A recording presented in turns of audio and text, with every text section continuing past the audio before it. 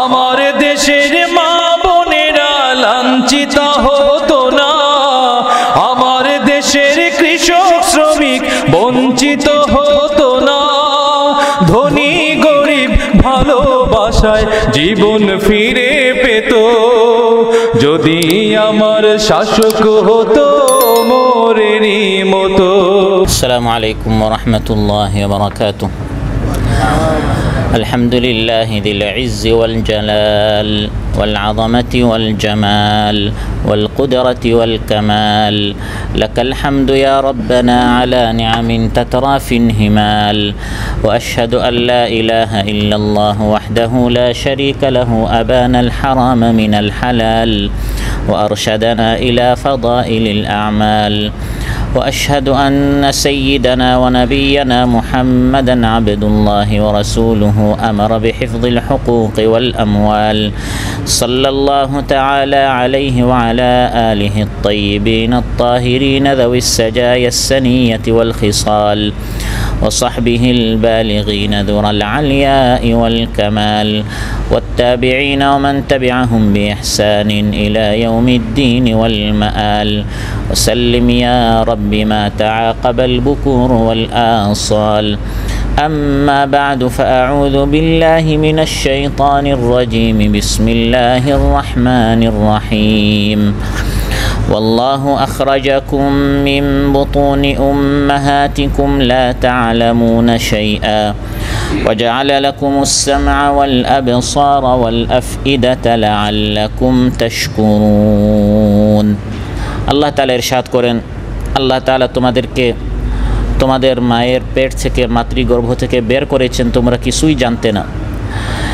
এবং আল্লাহ তাআলা তোমাদের জন্য সৃষ্টি করেছেন শ্রবণ শক্তি, দৃষ্টি শক্তি এবং বুধ শক্তি, যাতে করে তোমরা শুকরিয়া আদায় করো। ওমসলাল লেবার সিটি ওয়ার্ড কর্তৃক আয়োজিত আজকের এই মাহফিলে উপস্থিত জনাব সাহেবে সদর এবং উপস্থিত দিগার হাজিরিন, সূরাতুন নাহাল থেকে একটি আয়াত ৭৮ নম্বর আয়াত তিলাওয়াত করে এর সরল বাংলা অনুবাদ উপস্থাপন করেছি। এই একটি আয়াতের আলোকে মানুষকে আল্লাহ তাআলা কীভাবে সৃষ্টি করেছেন এবং মানুষ কিভাবে ধাপ ধাপ অতিক্রম করে স্তর বাই স্তর এই পর্যন্ত আসলো জানার জন্য আল্লাহ তাআলা মানুষকে শ্রবণ শক্তি, দৃষ্টি শক্তি, বুধ শক্তি দিয়েছেন, যাতে করে মানুষ আল্লাহর শুকরিয়া আদায় করে। এসব বিষয়ে আপনাদের সামনে আলোচনা উপস্থাপন করব ইনশাআল্লাহ। সম্মানিত ভাইয়েরা, মানুষের উৎপত্তি কি, মানুষকে আল্লাহ তাআলা কোন জিনিস থেকে সৃষ্টি করেছেন, কোরআনে কারিমে এই বিষয়ে আল্লাহ তাআলা বিভিন্ন আয়াত আমাদেরকে বলে দিয়েছেন যে মানুষের উৎপত্তি হচ্ছে একটি তুচ্ছ ঘৃণিত ফুটা থেকে।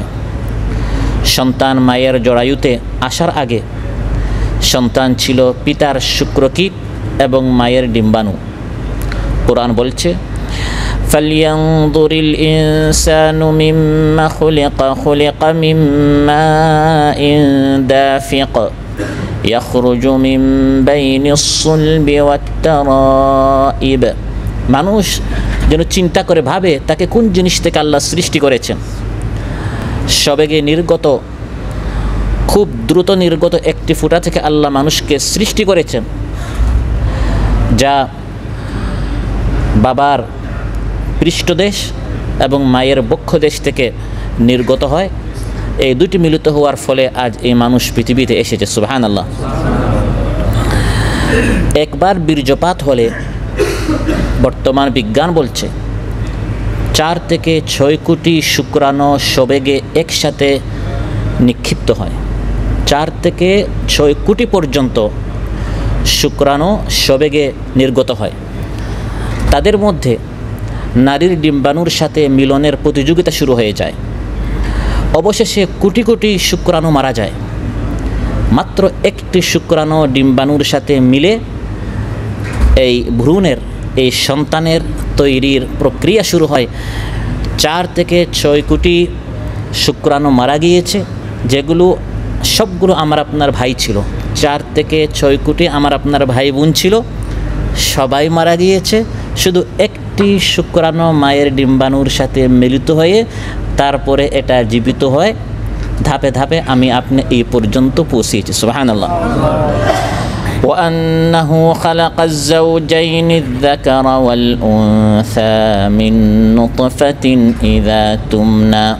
আল্লাহ তাআলা বলেন, আল্লাহ তাআলা মানুষের এই জোড়া সৃষ্টি করেছেন, নারী পুরুষ। নারী হোক পুরুষ হোক সবার মূল হচ্ছে মিন নুতফাতিন ইযা তুমনা, একটি বীর্য ফুটা থেকে যা সবেগে নির্গত হয়েছে। এবং কোরআন বলছে এই ফুটাটি তুচ্ছ, এই ফুটাটি হচ্ছে ঘৃণিত। সুম্মা জাআলা নাসলাহু মিন সুলালাতিন মিন মাইন মাহিন। আল্লাহ তাআলা বলেন, হে মানুষ, তোমার মূল উৎস হচ্ছে একটি ঘৃণিত বীর্য থেকে। এখানে লক্ষণীয় বিষয় হচ্ছে মিম্মা ইন মিন নুতফাতিন, শুধু এতটুকু আল্লাহ বলেন নাই, বলেছেন মিম্মা ইম্মাহিন, একটি তুচ্ছ একটি ঘৃণিত পানি থেকে হে মানুষ তোমাকে সৃষ্টি করা হয়েছে। মানুষের শরীর থেকে যখন প্রস্রাব বের হয়, গোসল করা ফরজ হয়? গোসল করা ফরজ হয় না, শুধু কি ফরজ হয়? ওযু ফরজ হয়। কিন্তু যে বীর্যপাত হচ্ছে, যে বীর্য হচ্ছে মানুষের মূল উৎস, মানুষ যখন বীর্যপাত হয় তখন তার উপর শুধু ওযু নয়, আল্লাহ বলেন এই পানিটি হচ্ছে এমন ঘৃণিত এবং তুচ্ছ যে তখন মানুষের উপর গোসল ফরজ হয়ে যায়। অতএব সর্বোচ্চ এই পৃথিবীতে কয়েক দশকের জন্য আপনি এসেছেন, কয়েক শতাব্দী না, বেশ থেকে বেশ কয়েক দশক, 5 দশক বা 6 দশক বা 7 দশকের জন্য 70-80 বছর আপনি বয়স পাবেন। এই জীবনে মানুষ যেন তার ক্ষমতা, তার প্রাচুর্য, তার বিদ্যা বুদ্ধি, তার জ্ঞান, এগুলোর যেন অহংকার মানুষ না করে, এগুলোর অহংকারে যেন মানুষ মত্ত হয়ে না ওঠে। কারণ কিছুদিন পূর্বে আপনি ছিলেন একটি তুচ্ছ পানির ফুটা।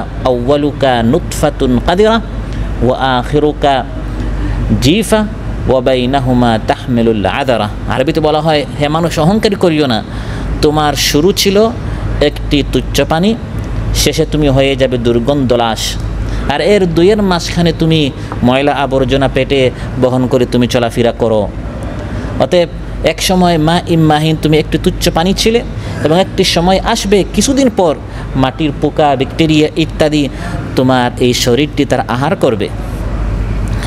আলাম ইয়াকুন নুতফাতাম মিন মানিয়্যিন ইউমনা সুম্মা কানা আলাকাতান ফাখালাকা ফাসাওয়া। আল্লাহ তাআলা বলেন, এই মানুষ কি এক সময় একটি বীর্য ফুটা ছিল না? একটু মানুষ যেন ভাবে, চিন্তা করে, এত অহংকারী, এত দম্ভ, এত মানুষের উপর জুলুম শোষণ, নিজের শক্তি পেয়ে মানুষ তার অতীত ভুলে যায়। মানুষের অতীতে সে একটা বীর্য ফুটা ছিল, তারপর এটাকে আল্লাহ একটি গোশতের টুকরা করলেন, শক্তিশালী একটা মানুষ হলো, ফাসাওয়া, এখন সে শক্তিশালী হয়ে গেল। আমার আপনার এই পৃথিবীতে আসার পিছনে একমাত্র আল্লাহর অনুগ্রহ কাজ করেছে। 4 থেকে 6 কোটি পর্যন্ত যে শুক্রাণুগুলো নষ্ট হয়ে গেছে, সেখানে আল্লাহ তাআলা আমার আপনার নামও রাখতে পারতেন কি না? তাহলে আমাদের সৃষ্টিই হতো না, আমরা অস্তিত্বেই আসতাম না, নষ্ট হয়ে যেতাম, মারা যেতাম, অনস্তিত্বের জগতে আমরা থাকতাম। তাই আল্লাহ বলেন, হে মানুষ চিন্তা করো, আফারাআইতুম মা তুমনুনা আআনতুম তাখলুকুনাহু আম নাহনুল খালিকুন। হে মানুষ, যে বীর্যপাত তোমার, এটা নিয়ে চিন্তা করো, এটাকে আমি আল্লাহ সৃষ্টি করি না, তুমি স্রষ্টা। মূল স্রষ্টাকে আল্লাহ তাআলা হচ্ছেন স্রষ্টা। সুবহানাল্লাহ। তারপর আল্লাহ তাআলা কোরআনের মধ্যে বলে দিয়েছেন, মানুষ ধাপে ধাপে এই পর্যন্ত এসেছে। একসময় মানুষ তুচ্ছ ঘৃণিত একটি ফোঁটা ছিল, সেখান থেকে মানুষ হয়ে গেল জমাট একটি রক্ত। সুবহানাল্লাহ। খালাকাল ইনসানা মিন আলাক। আলাক বলা হয় জমাট রক্তকে, রক্তের একটি টুকরা মানুষ হয়ে গেল, একটি ফোঁটা পানি থেকে রক্তের টুকরা হয়ে গেল। এই রক্তের টুকরাকে ধীরে ধীরে আস্তে আস্তে 40 দিন মানুষ ছিল একটি ফোঁটা, সেখান থেকে মানুষ 40 দিন থাকে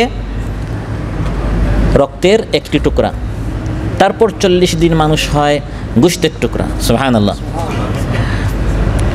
ইন্না আহাদাকুম ইউজমাউ খালকুহু ফি বাতনি উম্মিহি 40 ইয়াওমান নুতফা থুম্মা ইয়াকুনু আলাকাতান মিসলা যালিক থুম্মা ইয়াকুনু মুদগাতান মিসলা যালিক। বুখারী মুসলিম এসেছে, রাসূল সাল্লাল্লাহু আলাইহি ওয়াসাল্লাম ইরশাদ করেন, তোমরা মায়ের পেটে 40 দিন পর্যন্ত একটি ফোঁটা থাকো, তারপর 40 দিন রক্তের টুকরা, তারপর 40 দিন গোশতের টুকরা। এভাবে ধাপে ধাপে এই প্রত্যেকটি স্তর আমাকে অতিক্রম হয়ে আমাকে আপনাকে তারপর এই পর্যন্ত যখন আমরা এসেছি। ثم خلقنا النطفة علقة فخلقنا العلقة مضغة فخلقنا المضغة عظاما فكسونا العظام لحما ثم أنشأناه خلقا آخر فتبارك الله أحسن الخالقين গোশতের টুকরা মানুষ হয়ে গেল 340 কত হয় 120 দিন 120 দিন 4 মাস যখন মানুষের বয়স হয় তখন মানুষ একটি গোশতের টুকরা হয় সুম্মা ইউরসালু ইলাইহিল মালাক তারপর আল্লাহ ফেরেশতাকে পাঠান ফায়ানফুখ ফিহি রূহ এর ভিতরে রূহ সঞ্চার করেন তখন গোশতের টুকরার ভিতরে রূহ আসলো এখনো চোখ নাই এখনো কান নেই এখনো মানুষের সকল আকৃতিটি অবয়বটি এখনো তার মধ্যে আসে না শুধু গোশতের একটি টুকরার ভিতরে তার রূহটাকে বলে এসেছে এটা আমার আপনার অতীত আমার আপনার নিয়ে আমি আলোচনা করছি আরেক জগৎ নিয়ে নয় আমি আপনি প্রত্যেকেই যখন আমার আপনার বয়স ছিল মায়ের পেটে মাত্র 40 দিন তখন আমরা এক ফোঁটা ছিলাম তারপর 40 দিন আমরা হলাম রক্তের টুকরা তারপর 40 দিন হলাম গোশতের টুকরা তারপর আল্লাহ ফেরেশতাকে পাঠালেন ভিতরে রূহ তিনি ফু মারলেন রূহ আসলো তারপর ফেরেশতার মাধ্যমে আল্লাহ তাআলা 4টি জিনিস লিখে দিতে বলেন কয়টা জিনিস ওয়ায়ুমারু বিআরবা'i কালিমাত 4টি জিনিস লিখে দিতে ফেরেশতাকে আল্লাহ হুকুম করেন বিকাতবি রিজকিহি ওয়া আজালিহি ওয়া আমালিহি ওয়া শাকিয়্যুন আও সাঈদ যখন আমার আপনার বয়স মাত্র 4 মাস ছিল তখন ফেরেশতার মাধ্যমে লিখে দেওয়া হয়েছে আমার আপনার রিজক কতটুকু হায়াত কতটুকু আমল কি হবে ভালো না মন্দ ওয়া শাকিয়্যুন আও সাঈদ খুশনসিব না বদনসিব সৌভাগ্য না দুর্ভাগ্যবান হব এই 4টি জিনিস যখন বয়স কত ছিল 4 মাস দুনিয়ার 4 মাস নয় মায়ের পেটে যখন আমার আপনার ঠিকানা ছিল পার্মানেন্ট অ্যাড্রেস ছিল মায়ের পেট আমার আপনার ঠিকানা ছিল বাড়ি ছিল কোথায় মায়ের পেটে সেখানে যখন বয়স 4 মাস তখন এই বিষয়গুলো চূড়ান্ত হয়ে গেল আল্লাহ তাআলা বলেন ওই মায়ের পেটে মানুষ আমি তোমার দেখাশোনা করেছি মাও জানতো না বাবাও জানতো না ডাক্তারও জানতো না কোনো কফিল স্পন্সর কোম্পানিও জানতো না يخلقكم في بطون أمهاتكم خلقا من بعد خلق في ظلمات ثلاث তিনটি অন্ধকারের ভিতরে খালকাম মিন বাদি খালকিন একটি স্তরের পর আরেকটি স্তর পর্যন্ত আমি আল্লাহ তাআলা তোমাকে নিয়েছি ফোঁটা থেকে রক্ত হলে রক্ত থেকে গোশতের টুকরা হলে গোশতের টুকরা থেকে হাড্ডির টুকরা হলে হাড্ডির টুকরা থেকে আমি আল্লাহ তাআলা এর উপর গোশতের ছাউনি দিলাম তারপর মানুষের চোখ নাক কান ইত্যাদির সকল সূরত দিয়ে একটি সুন্দর অবয়বে আমি মানুষকে সৃষ্টি করে দিলাম সুবহানাল্লাহ ফি যুলুমাতিন সালাস তিনটি অন্ধকারের ভিতরে আল্লাহ তাআলা আমাদেরকে সৃষ্টি করেছেন একটি হচ্ছে মায়ের পেটের অন্ধকার একটি হচ্ছে গর্ভাশয়ের অন্ধকার আরেকটি হচ্ছে শিশু যে পাতলা আবরণ দ্বারা আচ্ছাদিত থাকে সেই পাতলা আবরণের অন্ধকার এই ত্রিবিধ অন্ধকারের ভিতরে আমাদের দেখাশোনা লালন পালন কে করেছেন মায়ের পেটে আমাদের খাবারের ব্যবস্থা আল্লাহ করে দিয়েছেন মায়ের মাসিক অসুখ বন্ধ আল্লাহ তাআলা করে দিলেন মায়ের নাভির সাথে সন্তানের নাভির আল্লাহ তাআলা তার লাগিয়ে দিলেন কানেকশন করে দিলেন এই তারের মাধ্যমে মায়ের রক্ত দিয়ে তিল তিল করে আল্লাহ তাআলা আমাদেরকে বড় করেছেন মায়ের পেটে আমি আপনি যা খেয়েছি এটা মূলত মায়ের রক্ত আমরা খেয়েছি মায়ের শরীরটা দুর্বল হয় কেন বারবার খেতে হয় কেন কারণ সন্তান মায়ের গোশত খায় মায়ের হাড্ডি খায় মায়ের খাবার মায়ের রক্ত চুষে চুষে সন্তান এগুলো শেষ করে ফেলে এজন্য গর্ভধারিণী মা তার খিদা বেশি লাগে না কম লাগে বেশি লাগে নাপাক রক্ত যাতে করে মুখে না লাগে সেজন্য আল্লাহ তাআলা মায়ের নাভির সাথে সন্তানের নাভির লাইন করে দিলেন কানেক্ট করে দিলেন এবং নাভি থেকে নাভি পর্যন্ত আল্লাহ তাআলা খাবারকে পাস করে দিলেন কিন্তু মায়ের রক্তকে আল্লাহ তাআলা মুখের ভিতরে ঢুকাতে দিলেন না যাতে করে এই মুখটি পবিত্র থাকে পৃথিবীতে এসে এই পবিত্র মুখ দিয়ে বনি আদম তার রবের পবিত্র নামের জিকির করতে পারে সুবহানাল্লাহ এভাবে একটি কাল অতিক্রম হলো 7 মাস 8 মাস 9 মাস পর্যন্ত মায়ের পেটে আমরা মায়ের নাভি থেকে আমাদের নাভি পর্যন্ত আল্লাহ তাআলা খাবারের ব্যবস্থা করলেন কয়দিন কোরআন বলছে ওয়ানুকিরু ফিল আরহামি মা নাশাউ ইলা আজালিম মুসাম্মা মায়ের পেটে এই বাচ্চাকে নির্দিষ্ট একটি কাল পর্যন্ত থাকতে হয়, যতদিন আমি আল্লাহ তাআলা চাই ততদিন। ভিসার মেয়াদ মায়ের পেটে ঠিক করেন কে? আল্লাহ তাআলা। ডাক্তার বলে আপনাকে মায়ের পেট নামক দেশ থেকে বের হয়ে যেতে হবে আগামী 9 মাসের মধ্যে, 1 ডিসেম্বর ডেলিভারির তারিখ। দেখা যায় 2 হয়ে যায়, 5 হয়ে যায়, 10 হয়ে যায়, এখনও ডেলিভারি হয় না, কারণ ডাক্তার চেয়েছে কিন্তু কে চান নাই? আল্লাহ বলেন মা না শাহ, ও আমি আল্লাহ তাআলা যতদিন চাই হে সন্তান ততদিন তোমাকে মায়ের পেটেই থাকতে হবে। কোনো সন্তান 7 মাসের মাথায় বের হয়ে যায় কারণ আল্লাহ চেয়েছেন, কোনো সন্তান 8 মাসের মাথায়, কোনো সন্তান 9 মাসের মাথায়। আল্লাহ তাআলা ওয়াল্লাহু আখরাজাকুম মিন বুতুনি উম্মাহাতিকুম, আল্লাহ তাআলা বলেন তোমাদের আমি তোমাদেরকে মায়ের পেট থেকে বের করি। সুবহানাল্লাহ। মায়ের পেট থেকে মানুষ বৃদ্ধ হয়ে বের হয় না, এরকম পুরা শরীর যুবক হয়ে আমরা বের হই নাই। মায়ের পেট থেকে যত প্রাণী তাদের মায়ের পেট থেকে বের হয়, কুল কায়নাতের মধ্যে সবচেয়ে দুর্বল অবস্থায় বের হয় বর্তমান বিজ্ঞানীরা বলে মানুষ। অন্যান্য প্রাণীরা মায়ের পেট থেকে বের হলেও তাদের শরীরে কিছু না কিছু শক্তি থাকে, কিন্তু সবচেয়ে দুর্বল অবস্থায় আল্লাহুল্লাযী খালাকাকুম মিন দাফিন, সবচেয়ে দুর্বলতা নিয়ে মায়ের পেট থেকে বের হয় মানুষ। আখরাজাকুম মিন বুতুনি উম্মাহাতিকুম লা তা'লামুনা শাইআ, আল্লাহ বলেন এমন অবস্থায় তোমরা মায়ের পেট থেকে বের হয়েছো, এই পৃথিবী সম্পর্কে দুনিয়া সম্পর্কে তোমাদের কোনো জ্ঞান ছিল না, একেবারে মানুষ মাজুর ছিল, দুর্বল ছিল, অসহায় ছিল। এই অবস্থায় তুম্মা নুখরিজুকুম তিফলা, আল্লাহ বলেন তিফিল অবস্থায়, শিশু অবস্থায় আমি তোমাদেরকে মায়ের পেট থেকে পৃথিবীতে এই মানুষের আগমন ঘটে। বের হওয়ার রাস্তাটা আল্লাহ সহজ করে দেন, ছোট্ট একটি জায়গা দিয়ে এই সন্তানকে বের হতে হয়। কোরআন বলছে সুম্মাস সাবিলা ইয়াসসারা, মায়ের পেট থেকে পৃথিবীতে আসার রাস্তা আল্লাহ সহজ করে দিয়েছেন। সন্তান বের হয় কিন্তু মায়ের কিয়ামত হয়। এই অবস্থায় যদি কোনো মা মারা যায়, হাদিসের মধ্যে রাসূল সাল্লাল্লাহু আলাইহি সাল্লাম ইরশাদ করেন এই মা শাহাদাতের দরজা পাবে। সুবহানাল্লাহ।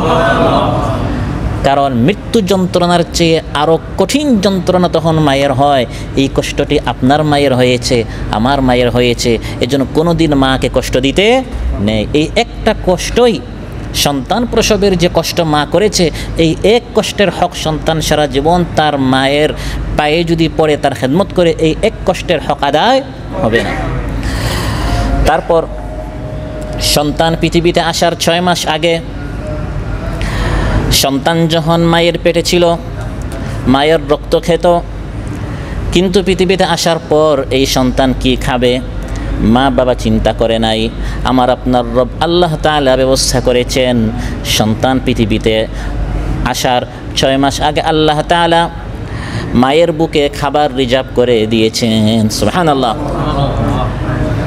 বাচ্চা পৃথিবীতে আসার মোটামুটি 4-5-6 মাস আগে থেকে মায়ের বুকে দুধ আসা শুরু হয়ে যায়। আপনি পৃথিবীতে আসার আগেই আল্লাহ তাআলা সব ব্যবস্থা করে দেন। তিনি হচ্ছেন আমার আপনার রব। সুবহানাল্লাহ। রব্বুনাল্লাযী আ'তা কুল্লা শাইইন খালকাহু সুম্মা হাদা। আল্লাহ তাআলা বলেন মুসা আলাইহিস সালাম ফিরআউনের সামনে আমার রবকে, রবের পরিচয় তুলে ধরছেন। আমার রব হচ্ছেন তিনি যিনি তার সৃষ্টিকে সব কিছু দিয়েছেন। সুবহানাল্লাহ। মায়ের পেটেও দিয়েছেন, মায়ের পেট থেকে বের হওয়ার সঙ্গে সঙ্গে পৃথিবীতে যখন আমার যা লাগবে, যা প্রয়োজন, চাওয়ার আগে সব ব্যবস্থা আল্লাহ তাআলা করে দিয়েছেন। সুবহানাল্লাহ। এতদিন আমি খেয়েছি মায়ের রক্ত, পৃথিবীতে আসার পর মায়ের দুধ আমি পান করব। হজম করার সুবিধার্থে আল্লাহ তাআলা দুধটা ঘন করেন নাই, বরং দুধটাকে আল্লাহ তাআলা পাতলা করেছেন, আবার সামান্য মিষ্টি করেছেন, হালকা পাতলা করে বানিয়েছেন, যাতে করে এই কচি বাচ্চা সহজে এই দুধ হজম করতে পারে। মায়ের স্তনে যদি একটা ছিদ্র হতো, লা তা'লামুনা শাইআ, এই বাচ্চা কিচ্ছু জানে না। প্রথমবার যখন দুধ পান করতে যাবে, চুষা এবং টান মারার সঙ্গে সঙ্গে দুধ তার গলায় আটকে যাবে, এই ছোট্ট কচি বাচ্চা মারা যাবে, তার শ্বাস বন্ধ হয়ে যাবে। সেজন্য আল্লাহ তাআলা মায়ের স্তনে একটি ছিদ্র না করে 32টি ছিদ্র আল্লাহ তাআলা করে দিয়ে ছোট্ট ছোট্ট লাইন দিয়ে বাচ্চার দুধ পানের ব্যবস্থা আল্লাহ তাআলা করে দিয়েছেন। আল্লাহ তাআলা বলেন এভাবে হে মানুষ, ওয়াল্লাহু আখরাজাকুম মিন বুতুনি উম্মাহাতিকুম, আল্লাহ তাআলা বলেন তোমার মায়ের পেট থেকে ওয়াল্লাহু আল্লাহ তাআলা আখরাজাকুম তোমাদেরকে বের করেছেন মিন বুতুনি উম্মাহাতিকুম তোমাদের মায়ের পেট থেকে লা তা'লামুনা শাইআ তোমরা কিছুই জানতে না। এখন মানুষের কত বাহাদুরি, আমি এটা জানি, এই কাজ জানি, এই জ্ঞান জানি, এত ভাষা জানি। মানুষ অহংকার করে না? মায়ের পেট থেকে যখন আপনি বের হয়েছেন তখন আপনি কি জানতেন? আল্লাহ বলেন লা তা'লামুনা শাইআ তুমি কিছুই জানতে না। তারপর ধীরে ধীরে তোমাকে জানিয়েছেন কে? আল্লাহ তাআলা। ইকরা ওয়া রাব্বুকাল আকরামুল্লাযী আল্লামা বিল কলম আল্লামাল ইনসানা মা লাম ইয়ালাম। আল্লাহ বলেন যা মানুষ জানতো না আল্লাহ তাআলা মানুষকে জানিয়েছেন। সুবহানাল্লাহ। এখন জানবো কি করে? পৃথিবীতে আসলো এই বাচ্চাটি, নতুন নবজাতক বাচ্চা, পৃথিবী সম্পর্কে কিচ্ছু জানে না, জানবে কি করে? জানার জন্য আল্লাহ তাআলা 3টি রাস্তা এই বাচ্চাকে দিয়েছেন। কয়টি রাস্তা? ওয়াজআলা লাকুমুস সামআ ওয়াল আবসারা ওয়াল আফইদা, শ্রবণ শক্তি, দৃষ্টি শক্তি, বুধ শক্তি, 3টি রাস্তা আল্লাহ তাআলা দিয়েছেন যাতে করে এই 3টি রাস্তার মাধ্যমে ধীরে ধীরে আস্তে আস্তে এই মানুষ জ্ঞান অর্জন করতে পারে। সুবহানাল্লাহ। অতএব আল্লাহর শুকরিয়া আদায় করেন জ্ঞান অর্জন করে, যাতে করে মানুষ অহংকারী না হয়। وهو الذي أنشأ لكم السمع والأبصار والأفئدة قليلا ما تشكرون। আল্লাহ তাআলা বলেন আল্লাহ হচ্ছেন তিনি যিনি তোমাদের জন্য কানের মাধ্যমে শ্রবণ শক্তি, চোখের মাধ্যমে দৃষ্টি শক্তি, ব্রেনের মাধ্যমে বোধ শক্তি সৃষ্টি করেছেন লাআল্লাকুম তাশকুরুন, যাতে তোমরা শুকরিয়া আদায় করো, অহংকারী না করো। কিন্তু আফসোসের বিষয় কালিলাম মা তাশকুরুন, অনেক কম মানুষ শুকরগুজার হয়। পৃথিবীতে আসে কিছুই জানে না, যখন আল্লাহ জানিয়ে দেন অনেক বড় জ্ঞানী হয়ে যায় তখন রবকে ভুলে মনে করে নিজে এখন সব কিছু। যখন মানুষ সব কিছু শুনতে পারে, দেখতে পারে, আল্লাহ বলেন একটু নিজের অতীত নিয়ে চিন্তা করো, একসময় তুমি কি ছিলে? ইন্না খালাকনাল ইনসানা মিন নুতফাতিন আমশাজিন নাবতালিহি ফাজআলনাহু সামিআন বাসীরা। আল্লাহ তাআলা বলেন আমি মানুষকে মিলিত শুক্রাণু থেকে, মা বাবার মিলিত শুক্রাণু বিন্দু থেকে সৃষ্টি করেছি। ওই একটি বিন্দু এখন কত বড় মানুষ হয়ে গেল, এখন সে সব শুনে, এখন সে সব দেখে। অথচ ওই যে রক্তের একটি টুকরা ছিল, গোশতের একটি টুকরা ছিল, সে কি শুনতে পারতো, দেখতে পারতো? চোখই ছিল না, কানই ছিল না। আমি আল্লাহ তাআলা ছিদ্র করে দিলাম, চোখের মাধ্যমে সে দেখে, কানের মাধ্যমে শুনে, শুনে শুনে দেখে দেখে এখন অনেক বড় জ্ঞানী হয়ে গেল। এই জন্য অহংকারী না হয়ে রবের নিকট দোয়া করেন, হে আল্লাহ আমৃত্য এই নিয়ামতগুলো আমার মধ্যে তুমি হেফাজত করো, এই নিয়ামতগুলো দ্বারা তুমি আমার মধ্যে রাখো, এই নিয়ামতগুলো থেকে তুমি আমাকে মাহরুম করিও না। রাসূল সাল্লাল্লাহু আলাইহি ওয়াসাল্লাম দোয়া করতেন, তিরমিজিতে এসেছে, ওয়া মাত্তি'না আল্লাহুম্মা বিআসমা'iনা ওয়া আবসারিনা ওয়া কুওয়াতিনা আবাদাম মা আবকাইতানা ওয়াজআলহুল ওয়ারিসা মিন্না। হে আল্লাহ যতদিন আমি জীবিত থাকবো এই শক্তিগুলো থেকে যেন আমি বঞ্চিত না হই। অনেক মানুষ দৃষ্টি শক্তি নিয়ে আসে তারপর অন্ধ হয়ে যায়, শ্রবণ শক্তি নিয়ে আসে তারপর বধির হয়ে যায়, বুধ শক্তি নিয়ে আসে তারপর পাগল হয়ে যায়। এরকম মানুষ আছে না নাই? এই জন্য শুধু এই শক্তিগুলো পেলেই আমি অনেক বড় কিছু হয়ে গেলাম না, আল্লাহ তাআলা এগুলো আবার নিয়ে নিতেও পারেন। মানুষ অনেক দুর্বল, যেন আল্লাহকে দোয়া করতে হবে, আল্লাহ এই নিয়ামতগুলো থেকে আপনি আমাকে মাহরুম করবেন না, আপনি আমাকে বঞ্চিত করবেন না। প্রিয় ভাইরা,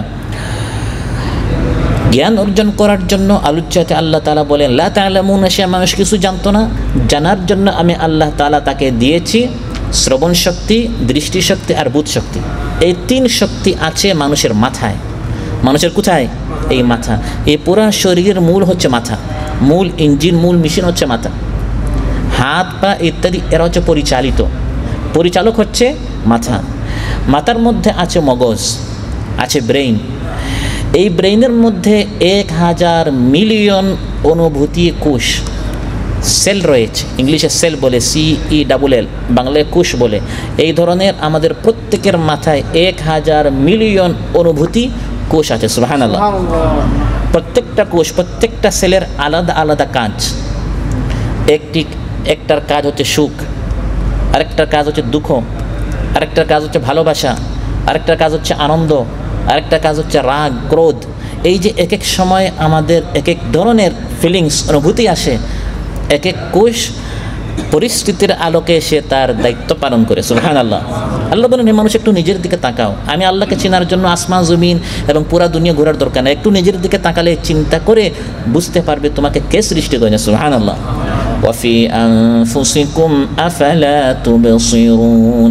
আল্লাহ বলেন, হে মানুষ তুমি কি নিজের দিকে তাকাও না, আমি তোমাকে কিভাবে সৃষ্টি করেছি। আবার এই ব্রেইনের মধ্যে আছে মেমোরি। একসময় এগুলো মানুষ বুঝতো না, এখন মোবাইলের কারণে এগুলোর কারণে আমাদের দাদা পরদাদা ইত্যাদি তাদেরকে মেমোরি বলা হলে, এবং আজকের আমরা যে আলোচনাগুলো করছি তাদেরকে বোঝাতে অনেক কষ্ট হতো, কিন্তু বর্তমান এই যুগে এই সকল শব্দ আমরা সবসময় ব্যবহার করে জন্য বোঝাটা অনেক সহজ। আমাদের প্রত্যেকের মাথায় আল্লাহ তাআলা এক একটা মেমোরি দিয়েছেন। সুবহানাল্লাহ। যেরকম মোবাইলের মেমোরি আছে, কম্পিউটারের মেমোরি থাকে, মেশিন যত বড় হয় তার মেমোরি তত কী হয়, বড় হয়। মানুষের এই মাথায় আমাদের প্রত্যেককে আল্লাহ তাআলা ফ্রিতে মেমোরি দিয়েছেন। এখন যদি বলা হতো মানুষ তোমাকে সৃষ্টি করলাম, মেমোরি কিন্তু তোমাকে কিনতে হবে। কত কিনতে হবে? কাতারে 30 বছর কাজ করে এই মেমোরির দাম পরিশোধ করতে হবে। এখন আপনি দেশে আপনার স্ত্রী সন্তানের ফ্যামিলির খরচ দিবেন না মেমোরি কিনবেন? আল্লাহ ফ্রিতে আমাদের প্রত্যেককে এক একটা মেমোরি দিয়েছেন, তাও সুবহানাল্লাহ বলতে ইচ্ছা করলো না। প্রত্যেককে এক একটা মেমোরি, এক একটা স্মৃতিশক্তি আল্লাহ দিয়েছেন। এই মেমোরি কতটুকু? কোনো একদিন এমন হয় নাই যে আমার মেমোরি ফুল হয়ে গেছে। মোবাইলে মাঝে মধ্যে হয় না, মেমোরি কী হয়ে যায়, হ্যাং হয়ে যায়, ডিলিট করতে হয়। ডাক্তারের কাছে গেছেন, আমার মাথা অনেক ঘুরতেছে, কী করব? ডাক্তার বলে যে তোমার মেমোরিতে বেশি সেভ হয়ে গেছে, এমন কিছু ফাইল কী করতে হবে, ডিলিট করতে হবে। না, আপনার মেমোরি এমন নয়। আমাদেরকে সাধারণ কেউ বানায় না, আমাদেরকে কে বানিয়েছেন? আল্লাহ তাআলা বানিয়েছেন। পৃথিবীতে আসার পর থেকে আজ অবধি মৃত্যু পর্যন্ত কত ফটো দেখেছি, পৃথিবীর কত চিত্র দেখেছি, আসমান জমিন পাহাড় পর্বত নদ নদী আমরা দেখেছি। আপনার আমার মধ্যে কত গল্প হয়েছে। এই ছোটোবেলা থেকে এলাকায় মহল্লায় দেশে বিদেশে আমরা কত কথাবার্তা বলেছি, কত ফটো, কত নাম, কত নাম্বার এই মেমোরিতে সেভ করেছি। আজ পর্যন্ত একদিনের জন্য এই ব্রেইনটি, এই মেমোরিটি হ্যাং হয় নাই। এটি হচ্ছে বর্তমান বিজ্ঞানীরা বলে এটা হচ্ছে একটা বিশ্ব লাইব্রেরি। সুবহানাল্লাহ। আমরা আপনার মেমোরিতে যা আছে এগুলো যদি প্রিন্ট আউট করা হয়, পৃষ্ঠা করে প্রিন্ট আউট করা হয়, পুরো এলাকায় জায়গা হবে না, এত পৃষ্ঠা হবে। কিন্তু এই সব কিছু আল্লাহ তার ছোট্ট একটা মেমোরিতে সেভ করে রেখেছেন। সুবহানাল্লাহ। অতএব এই গোটা দেহকে পরিচালনা করে মস্তিষ্ক, ব্রেইন, এবং এই মস্তিষ্কের মধ্যে ইনফরমেশন, তথ্য সরবরাহ করে অনেক সেন্টার আছে। মূল পরিচালক হচ্ছে ব্রেইন, এবং এই ব্রেইনের মধ্যে বিভিন্ন তথ্য সংগ্রহ করার জন্য বেশ কয়েকটা শাখা সেন্টার আছে। এর মধ্যে একটা সেন্টার হচ্ছে দৃষ্টিশক্তি। দেখে দেখে জ্ঞান হয়, জ্ঞান অর্জন করে করে এই তথ্যগুলো ব্রেইনের নিকট গিয়ে পৌঁছে, তারপরে ফাইলটা সেফ হয়। একসময় এগুলো বুঝতে কষ্ট হতো, এখন আমাদের কি হয়, সহজে যেগুলো আমরা রাত দিন আমরা মোবাইল ইউজ করি।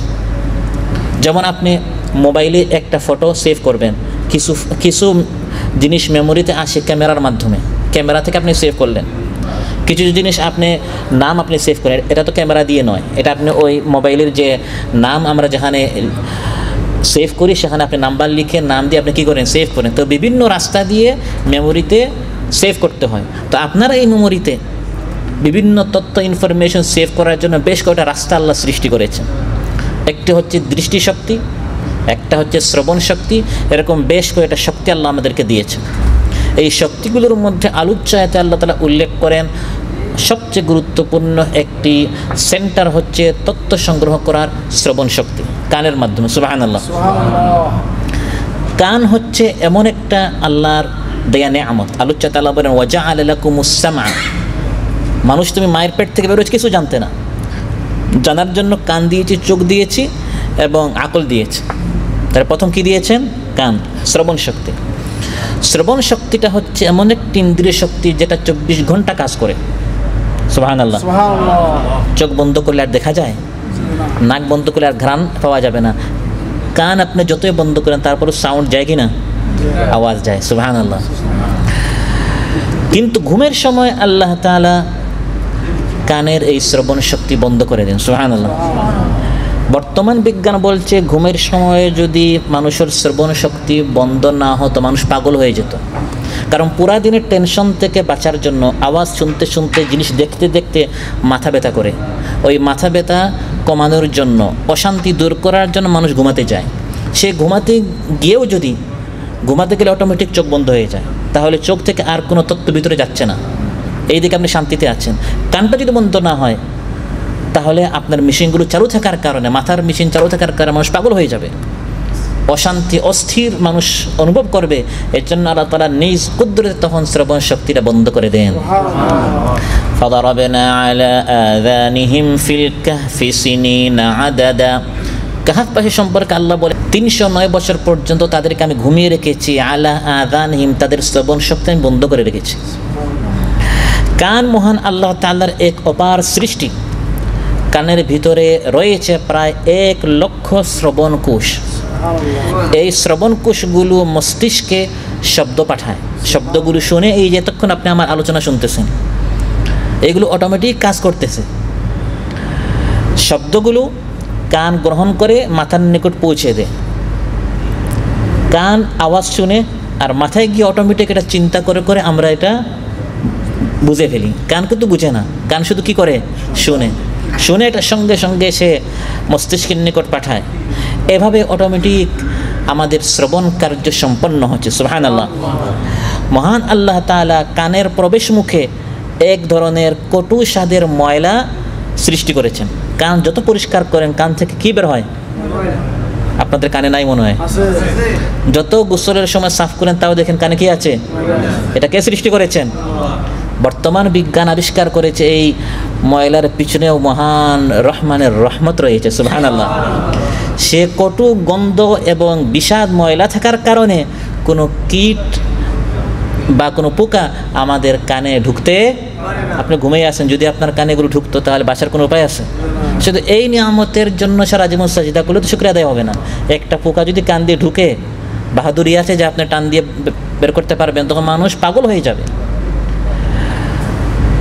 এক বড় অহংকারীর মাথার ভিতরে আল্লাহ ল্যাংড়া মশা ঢুকিয়েছিলেন। নাম কি ছিল? নমরুদ। এ ধরনের যারা নমরুদ আছে, আল্লাহ যদি কানের ছিদ্র দিয়ে, নাকের ছিদ্র দিয়ে একটা মশা ঢুকিয়ে দেন, পোকামাকড় ঢুকিয়ে দেন, এই পৃথিবীতে থাকার যত টাকা পয়সা কোনো শান্তি পাওয়া যাবে না। আবার লক্ষ্য করুন, কানের পথটা সোজা নয়, পেঁচালো। কানের পথটা পেঁচানো হওয়ার কারণে ঘুমন্ত অবস্থায় কোনো পিঁপড়া বা কোনো পোকা যদি কানে ঢুকেও যায়, একেবারে শেষ পর্যন্ত পৌঁছতে পারে না। ঘুরানো পথ সে পের হতে হতে যেতে যেতে আপনি সোজা হয়ে যাবেন। রাস্তা সোজা হলে একবারে সে আপনার ভিতরে চলে যেত। আল্লাহ রাস্তাটা পেছানো রেখেছেন যাতে করে ভিতরে পৌঁছার আগে মানুষ ঘুম থেকে উঠে এটাকে প্রতিরোধ করতে পারে। সুবহানাল্লাহ। আবার এই পথটা ঘোরানো হওয়ার, কানের রাস্তাটি ঘোরানো হওয়ার আরেকটা হিকমত বর্তমান বিজ্ঞান আবিষ্কার করেছে। সেটা হচ্ছে বাহিরের শব্দ একসাথে যদি কানে ঢুকে, এটা মানুষের যে পর্দা আছে কানের পর্দার ক্ষতি হতে পারে। এজন্য আল্লাহ রাস্তাগুলো পেছানো রেখেছেন, ধীরে ধীরে আস্তে আস্তে শব্দগুলো যাতে করে কান পর্যন্ত পৌঁছে। সুবহানাল্লাহ। কানের ভিতরের অংশ প্রায় 4000 সূক্ষ্ম এবং জটিল যন্ত্র রয়েছে। এই কানের ভিতরে, এই ছোট্ট কানের ভিতরে 4000-এর মতো সূক্ষ্ম ছোটো ছোটো এবং জটিল মেশিন আছে, যন্ত্র আছে। এরা সবাই আল্লাহর হুকুম মেনে মেনে কাজ করছে বিধায় আপনি শুনতে পারছেন। এই 4000-এর সবাই তার একটা সংগঠন, তারা এক দেহ এক প্রাণ হইয়া তাদের সমষ্টিতে এই শ্রবণ শক্তি তার কাজ চালিয়ে যাচ্ছে। প্রত্যেকটি যন্ত্র ধারাবাহিকভাবে একসাথে বাঁধা। কোরআন বলছে, মানুষ চিন্তা করো, কুল হুয়াল্লাযী আনশাআকুম ওয়া জাআলা লাকুমুস সামআ ওয়াল আবসারা ওয়াল আফইদাতা কালিলাম মা তাশকুরুন। আল্লাহ তাআলা তোমাদেরকে শ্রবণ শক্তি দিয়েছেন, দৃষ্টি শক্তি দিয়েছেন, বুদ্ধ শক্তি দিয়েছেন, তোমরা খুব কম শুকরিয়া আদায় করো। প্রিয় ভাইরা, শ্রবণ শক্তি, এই কান কত বড় নিয়ামত। চোখ না থাকলে, দৃষ্টিশক্তি না থাকলে যেমন পুরা দুনিয়া অন্ধকার মনে হয়, যারা দৃষ্টিশক্তি নেয় তাদের নিকট পুরা পৃথিবী কি অন্ধকার। ঠিক তেমনভাবে যার কান নেই, শ্রবণ শক্তি নেই, তার নিকট পুরা দুনিয়া নিশ্চুপ, নিস্তব্ধ। আপনি কত সুন্দর সুন্দর আওয়াজ শুনেন, সুরের কত আওয়াজ, তিলাওয়াত, ইসলামী সঙ্গীত আমরা শুনি না, সেগুলো শুনতে পায় না। অতি মূল্যবান এই শ্রবণেন্দ্রিয় তথা কানের নিয়ামত সম্পর্কে আজ অধিকাংশ মানুষ উদাসীন। আল্লাহর পবিত্র সত্তার পরিচয় লাভ আল্লাহর সৃষ্টিরাজি সম্পর্কে যথার্থ চিন্তা গবেষণা, তার নিদর্শনসমূহ অনুধাবন করা থেকে আজ অনেক মানুষ বঞ্চিত। চিন্তা করেন আল্লাহ আমাকে কত বড় নিয়ামত ফ্রিতে দিয়েছেন, সুবহানাল্লাহ। মা ইয়াতিহিম মিন যিকরিম মির রাব্বিহিম মুহদাসিন ইল্লা ইসতামাউহু ওয়া হুম ইয়ালআবুনা লাহিয়াতান কুলুবুহুম।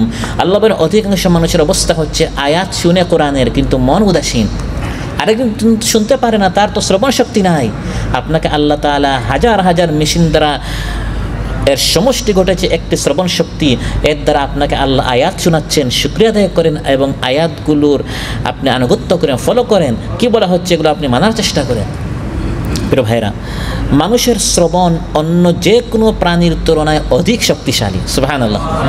কারণ মানুষ শ্রবণ শক্তি দ্বারা রাসূলগণের দাওয়াত কবুল করে। রাসূল এসেছেন, আমি যদি তার দাওয়াত শুনতেই না পারি কবুল করব কি করে? এজন্য মানুষের শ্রবণ শক্তি বাকি সব প্রাণীর শ্রবণ শক্তি থেকে বর্তমান বিজ্ঞান বলে আরও শক্তিশালী। মহাজগতের বিষয় সম্পর্কে মানুষ যাতে করে শুনতে পারে, এজন্য কানের গুরুত্ব, কানের ব্যবহার বিধি, প্রয়োগস্থল এবং সৃষ্টিগত তাৎপর্য অনেক বেশি। কান যে কত বড় জরুরি একটা এবং মূল্যবান একটি নিয়ামত, এটা বুঝে কে? যে বধির, যে শুনতে পারে না, সে জানে শ্রবণ শক্তি কত বড় নিয়ামত। কাকে শ্রবণ শক্তি দেয়া হবে? আর কাকে ওই মায়ের পেটে যখন 4-5 মাস বয়স ছিল তখন থেকে সে শ্রবণ শক্তি থেকে বঞ্চিত হবে, আর কে পৃথিবীতে আসার পর বঞ্চিত হবে, সব সিদ্ধান্ত কার হাতে? আম্মান ইয়ামলিকুস সামআ ওয়াল আবসার। আল্লাহ বলেন শ্রবণ শক্তি এবং দৃষ্টি শক্তি কার হাতে? আল্লাহ বলেন আল্লাহর হাতে, সুবহানাল্লাহ। প্রিয় ভাইরা, লক্ষণীয় বিষয় হচ্ছে কোরআনে কারিমে যখনই শ্রবণ শক্তি এবং দৃষ্টি শক্তির আলোচনা করা হয়েছে, সব সময় আগে কানের কথা পরে চোখের কথা বলা হয়েছে। আগে চোখের কথা পরে কানের কথা বলা হয় নাই। যেমন আমার আলোচ্যাতে ওয়াজআলা লাকুমুস সামআ ওয়াল আবসার, তারপর আম্মান ইয়ামলিকুস সামআ ওয়াল আবসার, প্রায় আয়াতেই আগে কিসের কথা, তারপর কোরআনে কোনো কিছু অযথা বলা হয় না, কোনটা আগে কোনটা পরে, এর মধ্যেও একটা হিকমত আছে। বর্তমান বিজ্ঞানীরা চিন্তা করেছে, আমরা তো কোরআন শুধু খতমের জন্য বুঝিও না, পড়ি না, কিন্তু যারা অমুসলিম তারা করে নিয়ে চিন্তা করে এই শব্দটা আগে আসলো কেন, এই শব্দটা পরে আসলো কেন। তারা বিজ্ঞানীরা আবিষ্কার করেছে আল্লাহ তাআলা আগে কানের কথা কেন বললেন এবং পরে চোখের কথা কেন বললেন, সুবহানাল্লাহ। আল্লাহ তাআলা শ্রবণ শক্তির কথা দৃষ্টি শক্তির আগে কয়েক কারণ বলেছেন। প্রথম কারণ হচ্ছে মানুষের জ্ঞান অর্জন এর জন্য আল্লাহ তাআলা এই কয়েকটা শক্তি দিয়েছেন। আল্লাহ বলেন লা তা'লামুনা, সে পৃথিবীতে এসে তো তুমি কিছুই জানতে না, জানার জন্য আমি কানও দিয়েছি, চোখও দিয়েছি। কিন্তু দুইটার মধ্যে তুলনা করলে বেশি গুরুত্ব হচ্ছে শ্রবণ শক্তির। এই জন্য আল্লাহ শ্রবণ শক্তির কথা আগে বলেছেন। কারণ যে শিশু পৃথিবীতে অন্ধ হয়ে আসে, অন্ধ হলেও সে অনেক কিছু জানতে পারে। এই জন্য পৃথিবীতে অন্ধ হাফিজ আছে, অন্ধ হলেও সে হিফজ করতে পারে। কিন্তু বধির হলে হাফিজ হওয়া অনেক কঠিন। জ্ঞান অর্জন করার কারণ সে শুনতে পারে না, তাকে আপনি বোঝাবেন কি করে? এই জিনিসটা তার নিকট, এই জ্ঞানটা পৌঁছাবেন কি করে? যারা বধির তারাও জ্ঞান অর্জন করে কিন্তু অনেক কষ্টে, কিন্তু যারা অন্ধ তাদের অনেক সহজে। তাহলে দুইটার মধ্যে বেশি গুরুত্ব কোনটার হলো? শ্রবণ শক্তির। এজন্য আল্লাহ তাআলা শ্রবণ শক্তিটা আগে বলেছেন। দ্বিতীয় কারণ, শ্রবণ শক্তি আল্লাহ আগে এজন্য বলেছেন, বর্তমানে বিজ্ঞান আবিষ্কার করেছে যে একটা ভ্রূণ বলা হয়, বাচ্চা যখন মায়ের পেটে থাকে জানিন, এই একটা ভ্রূণের শ্রবণ ইন্দ্রিয়, এই শক্তিটি, শ্রবণ শক্তিটি তার ভিতরে বিকশিত হয় গর্ভধারণের মাত্র 22 দিনের মাথায়। মাত্র 22 দিন যখন আগে তার শ্রবণ শক্তি আসে, তারপর তার দৃষ্টি শক্তি আসে। তাহলে আগে বাচ্চা শুনে তারপর দেখে, 22 দিনের মাথায় শ্রবণ শক্তিটি বিকশিত হয়। আর গর্ভধারণের 4র্থ মাসে পুরোপুরি শ্রবণ শক্তি কাজ করা শুরু করে, সুবহানাল্লাহ। বাচ্চা যখন, এই ভ্রূণটি যখন মায়ের পেটে থাকে, তখন মায়ের পাকস্থলীর গুড়গুড় আওয়াজ, খাবারের আওয়াজ, পান করার আওয়াজ, এমনকি চারপাশের আওয়াজ, মা বাবা যদি ঝগড়া করে এর মানসিক প্রভাব বাচ্চার উপর পড়ে। এগুলো সব বিজ্ঞানীরা আবিষ্কার করেছে, কারণ সে সব শুনে। ঘরের মধ্যে যদি অশান্তি হয়, এর প্রভাব বাচ্চার মধ্যে পড়ে। পুরো দিন যদি গান বাজনা চলে, এই বাচ্চাটি বড় হওয়ার পর গুন্ডা হয়, খারাপ হয়, নষ্ট হয়। আর যদি পুরো দিন ঘরের মধ্যে তিলাওয়াত হয়, মা যদি তিলাওয়াত করে বাচ্চাগুলো শুনে, সে বড় হওয়ার পর অটোমেটিক আল্লাহর ওলি হয়ে যায়, সুবহানাল্লাহ। এভাবে শ্রবণেন্দ্রিয় অন্যান্য ইন্দ্রিয়ের অনেক আগেই একজন নবজাতকের মধ্যে কাজ করা শুরু করে। তাহলে আগে কোনটা আসে? মানুষ আগে শুনে পরে দেখে। এই জন্য আপনি দেখবেন আপনার যখন বাচ্চা হয়, বাচ্চা মায়ের পেট থেকে ভূমিষ্ঠ হওয়ার সময় তার চোখ বন্ধ থাকে, কিন্তু সে শুনে। এই জন্য বলা হয়েছে আগে তার কানে কী দাও? আদান দাও। পরে আস্তে আস্তে তার চোখটা খুলে দেখতে পায়, তারপর আস্তে আস্তে তার ব্রেন খুলে ধীরে ধীরে যত বড় হয় সে বুঝতে পারে। ওই ধারাবাহিকতা আল্লাহ বলেছেন, বান্দা জানার জন্য তোমাকে শ্রবণ শক্তি দিয়েছি, দৃষ্টিশক্তি দিয়েছি এবং বোধ শক্তি দিয়েছি। আরেকটা লক্ষণীয় বিষয়, কোরআন কারীমে প্রায় আল্লাহ বলেন শ্রবণ শক্তির ক্ষেত্রে এক বচন, আর দৃষ্টিশক্তির ক্ষেত্রে আল্লাহ তাআলা বহু বচন আবসার বলেন। বাসার দু এক জায়গায় আসছে, বেশি আসছে আবসার, মানে দেখার অনেক শক্তি। কিন্তু শোনার ক্ষেত্রে আল্লাহ বলেন শ্রবণ শক্তি একটা।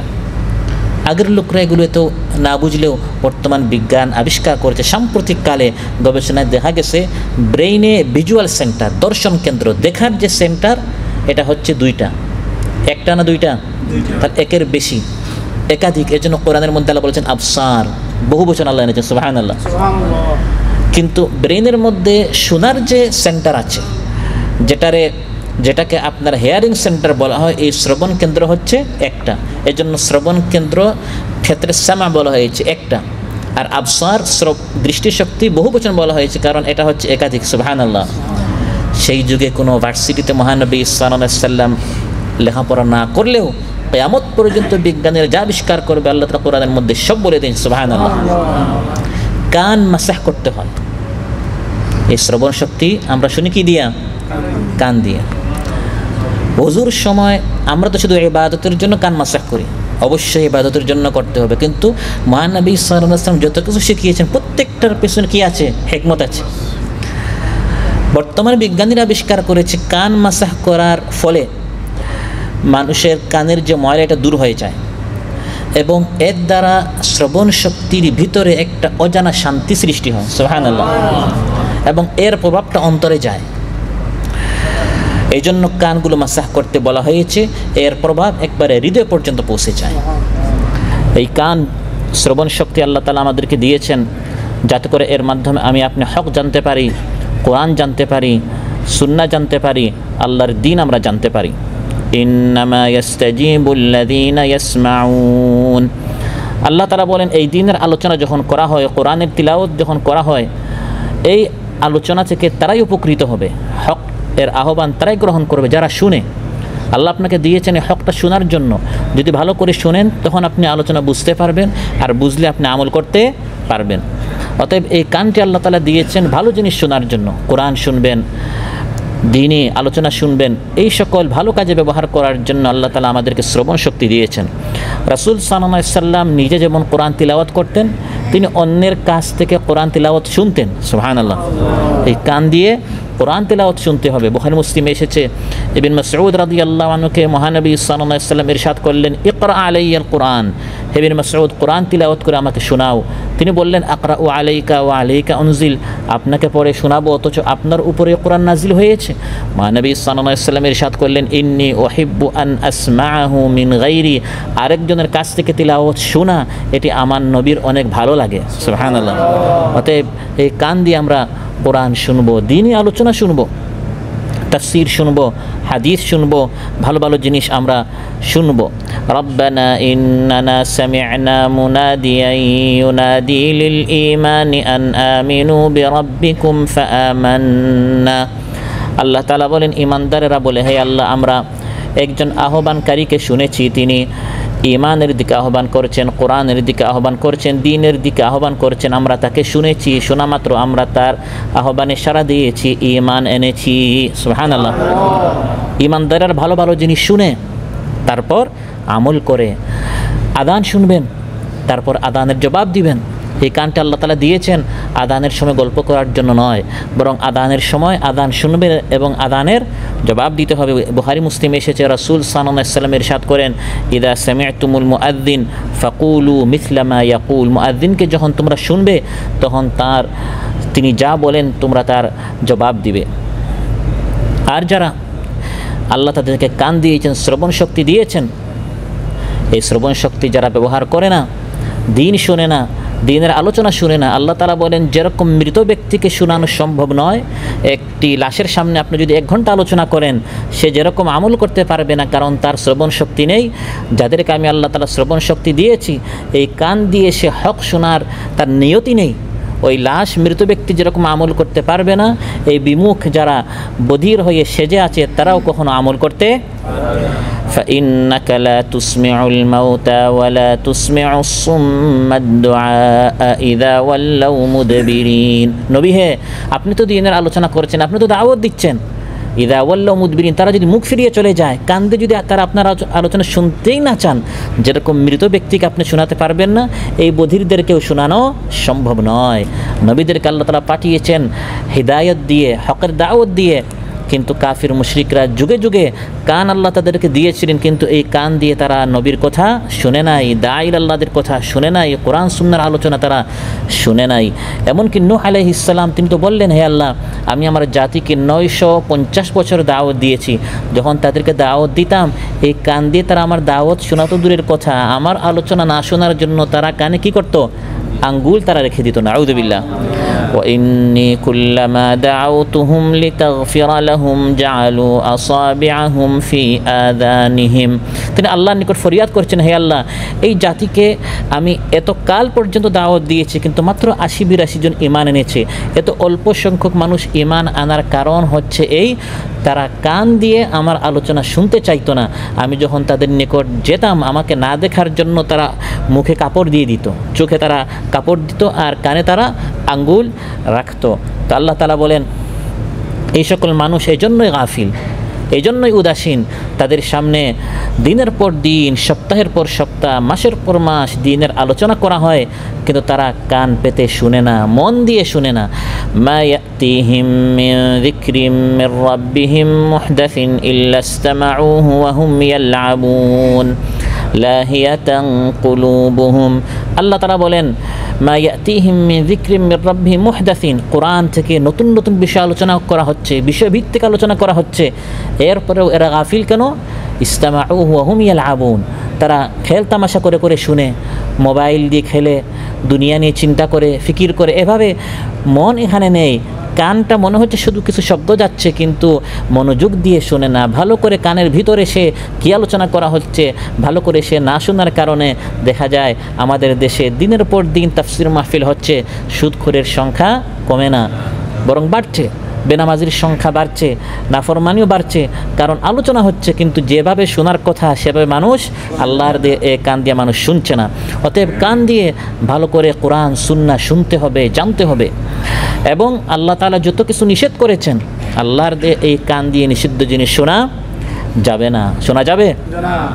প্রথম জিনিস শোনা যাবে না আল্লাহর দেয়া কান দিয়ে, সেটা হচ্ছে গান বাজনা, বাদ্যযন্ত্র, মিউজিক ইত্যাদি। আল্লাহর দেয়া এই বিশাল নিয়ামত, কান দিয়ে এগুলো শোনা যাবে না।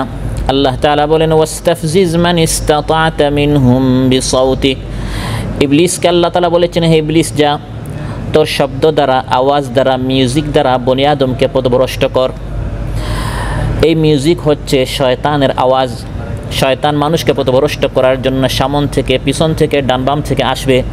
পথভ্রষ্ট করার তার অন্যতম একটি হাতিয়ার হচ্ছে তার সাউন্ড, শয়তানের আওয়াজ। বিসাউতিকা, শয়তানের আওয়াজ দ্বারা উদ্দেশ্য হচ্ছে মিউজিক। শয়তানের আওয়াজ শোনা যাবে না, রহমানের আওয়াজ শুনতে হবে। কার আওয়াজ শুনতে হবে? আল্লাহর আওয়াজ, কোরআনের আওয়াজ শুনতে হবে। শয়তানের আওয়াজ হচ্ছে গান বাজনা, এগুলো শোনা। 2 নম্বর হচ্ছে অবৈধ প্রেম, এই আওয়াজ শোনা যাবে না। রাসূল সাল্লাল্লাহু আলাইহি ওয়াসাল্লাম ইরশাদ করেন, বান্দা বেবিচারে, জিনায় একদিনে লিপ্ত হয় না, বরং চোখ দ্বারা বান্দা দেখে জিনা করে, কান দিয়ে শুনে জিনা করে। অতএব প্রেম যে আদান প্রদান হয়, এই আওয়াজগুলো শুনে শুনে এক পর্যায়ে ছেলে মেয়ে তারা অবৈধ অশ্লীলতার দিকে বান্দা অগ্রসর হয়। এজন্য রাসূল সাল্লাল্লাহু আলাইহি ওয়াসাল্লাম ইরশাদ করেন, ওয়াল উদুনানি জিনাহুমাল ইস্তিমা, কানের জিনা হচ্ছে অবৈধ জিনিস শোনা। গান বাজনা শোনা যাবে না, অবৈধ প্রেমের কথাবার্তা শোনা যাবে না, গীবত শোনা। আমরা মনে করি যে গীবত করে সে শুধু খারাপ না, শুধু সে খারাপ না, শুধু সে গুনাহগার না, আপনি কান পেতে শোনেন বিধায় সেও গীবত করতে উৎসাহিত হয়। ভাই তারপর কি হয়েছে, তারপর কোথায় গেল, আপনার শুনতে অনেক ভালো লাগে, এজন্য সেও আরও অনেক কিছু বানাইয়া বলে, এগুলো আমাদের হয় কি না? ওয়াফিকুম সাম্মাউনা লাহুম, আল্লাহ তাআলা বলেন তোমাদের মধ্যে অনেক আছে যারা কান পেতে এগুলো শুনে। এই সকল আল্লাহর দেয়া কান দিয়ে এই শ্রবণ শক্তি গীবত শোনার এই অপরাধে ব্যবহার করা যাবে না। সাম্মাউনা লিল কাযিবি আক্কালুনা লিস-সুহত, তারপর মিথ্যা গুজব ইত্যাদি এগুলো শোনা যাবে না। সাম্মাউনা লিল কাযিব, ইহুদিদের সম্পর্কে আল্লাহ বলেন তারা খুব বেশি মিথ্যা শুনে। মিথ্যা কি? গুজব, আফওয়াহি, বিভিন্ন খবর প্রচার করা হয় এখন ফেসবুকে, ইউটিউবে, সোশ্যাল মিডিয়া, কত খবর আমরা বলি, আমরা শুনি, আমরা শেয়ার করি, আমরা পোস্ট করি, সত্য না মিথ্যা আমরা যাচাই বাছাই করি না। আল্লাহ বলেন এই সকল মিথ্যা যেমন বলাও যাবে না, এভাবে এগুলো শোনাও। হযরত আয়েশা রাদিয়াল্লাহু আনহার উপর মুনাফিকরা মিথ্যা অপবাদ দিল, মুনাফিকরা মিথ্যা অপপ্রচার চালালো, আবার একদল এটা শোনা শুরু করলো। আল্লাহ তাআলা আয়াত নাজিল করলেন, লাউলা ইদ সামি'তুমুহু যান্নাল মুমিনুনা ওয়াল মুমিনাতু বিআনফুসিহিম খায়রা ওয়া ক্বালু হাযা ইফকুম মুবিন। আয়েশা রাদিয়াল্লাহু আনহা উম্মুল মুমিনিন সিদ্দিকা বিনতে সিদ্দিকের উপর এই অপবাদ দেওয়া হয়েছে, নাউযুবিল্লাহ, তার সতীত্বের উপর অপবাদ দেওয়া হয়েছে। এটা শোনার পর হে মুসলমান, তোমাদের ভিতরে এই চিন্তাটা কিভাবে আসলো? বিশ্বাসের দিকে তোমরা গেলে কিভাবে? একজন ইমানদার হিসাবে এই সকল খবর কোনো মুসলমানের সম্মানের উপর আঘাত করা হচ্ছে, এটা শোনা মাত্রই বলতে হবে এটা মিথ্যা, এটা আমি বিশ্বাস করি না। আমরা আরও ভালো করে শুনি, এই ছেলেটা পরে কি করলো, মেয়েটা পরে কি করলো, না এগুলো করা যাবে না। সে আমার মুসলমান ভাই, তার সম্পর্কে আমি কুধারণা করব না। এই সকল খবর শুনলে আমি সুধারণা করব, আমার ভাই ইমানদার, সে এই সকল কাজে জড়িত হতে। ওয়ালাউলা ইদ সামি'তুমুহু কুলতুম মা ইয়াকুনু লানা আন নাতাকাল্লামা বিহাযা সুবহানাকা হাযা বুহতানুন আযীম। আল্লাহ বলেন এই সকল কথা শোনার পর তুমি আবার দুই কথা বলতে গেলে কেন? তুমি কেন এটা বললে না এই সকল কথা আমি শুনবো না, আবার এই সকল বিষয়ে আমি কোনো কথাও বলবো না। তারপর কান দিয়ে আরেকটা গুনাহ, আমরা আরেকটি গুনাহ শুনি, সেটা হচ্ছে পরের কথা শোনা। দুইজনে কানাঘুষা করছে, কানাঘুষা কেন করে? আপনাকে শোনানোর জন্য না না শোনানোর জন্য? বলেন, দুইজনে কানাঘুষা করে আপনাকে শোনানোর জন্য? আমাদের অনেকে বদভ্যাস, দুইজনে কথা বলে আমরা কান পেতে শুনি তারা দুইজন কি বলে। তারা তো গোপনে বলছে, বা তারা গোপনে ওই রুমে গিয়ে বা একটু আলাদা ওই কথা বলছে আপনাকে না শোনানোর জন্য, কিছু প্রাইভেট কথা আছে। রাসূল সাল্লাল্লাহু আলাইহি ওয়াসাল্লাম ইরশাদ করেন, বুখারীতে এসেছে, মান ইসতামাআ ইলা হাদিসি কওমিন ওয়া হুম লাহু কারিহুন সুব্বা ফি উযুনাইহি আল-আনিকা ইয়াউমাল কিয়ামা। যারা শোনাতে চায় না তারপরেও তাদের কথা কান পেতে শুনে, এই ধরনের অপরাধ যারা কান দিয়ে করবে, কিয়ামতের দিন তাদের কানে সীসা ঢালা হবে। নাউযুবিল্লাহ। সীসা হচ্ছে অত্যন্ত গরম একটি জিনিস, কানে এই জন্য ঢালা হবে কারণ এই কান দিয়ে সে গুনাহ করেছিল। তারপর আপনার এই কান দিয়ে আপনি শুনলেন অমুকে আপনার সম্পর্কে এটা বলেছে, অমুকে সেটা বলেছে, সব বিষয়ে অ্যাকশনে যেতে নাই। কিছু জিনিস শুনেও না শোনা, কিছু জিনিস সব কিছু শুনলে আপনি বাঁচতে পারবেন না। এত মাইন্ড করলে, এত অভিমান করলে সমাজের সবার সাথে চলা যায় না। রাসূল সাল্লাল্লাহু আলাইহি ওয়াসাল্লাম সম্পর্কে আল্লাহ তাআলা ইরশাদ করেন, ওয়া মিনহুমুল্লাযীনা ইউযুনান নাবিয়্যা ওয়া ইয়াকুলুনা হুয়া উযুন কুল উযুনু খায়রিল লাকুম ইউমিনু বিল্লাহি ওয়া ইউমিনু লিল মুমিনিন। মুনাফিকরা এসেছে রাসূল সাল্লাল্লাহু আলাইহি ওয়াসাল্লামের মজলিসে, বৈঠকে এসে বলতো অমুকে এটা করেছে, তমুকে এটা করেছে। মহানবী সাল্লাল্লাহু আলাইহি ওয়াসাল্লাম শুনেও যেমন শুনছেন না।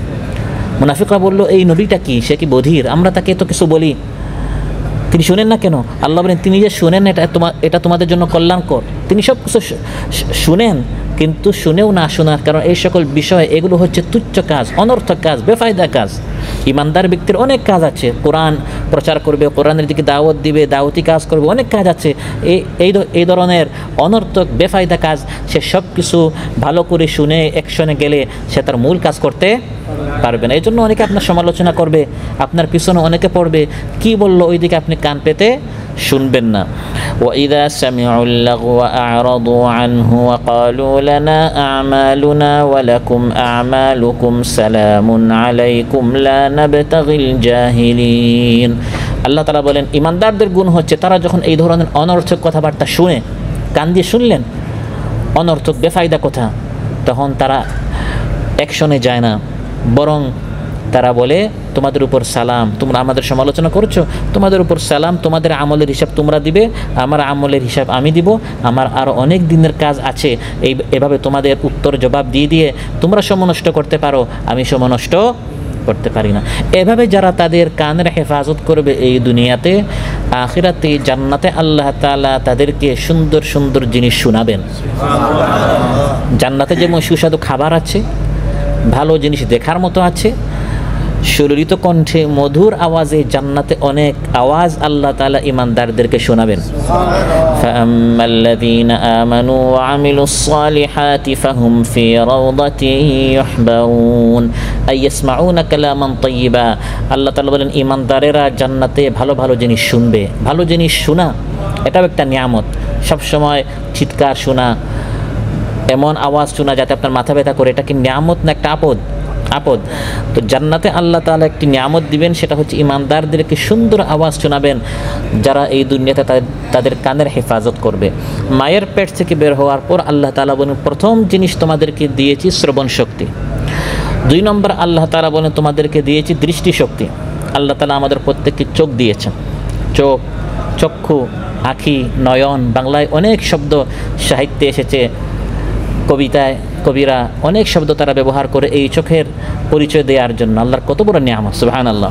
আলাম নাজআল লাহু আইনাইন ওয়া লিসানান ওয়া শাফাতাইন। কানের পর আল্লাহ বলেন আমি কি বান্দাকে 2টি চোখ দেই নাই? কানও আল্লাহর নিয়ামত, চোখও আল্লাহর নিয়ামত। চোখের কাজ কি?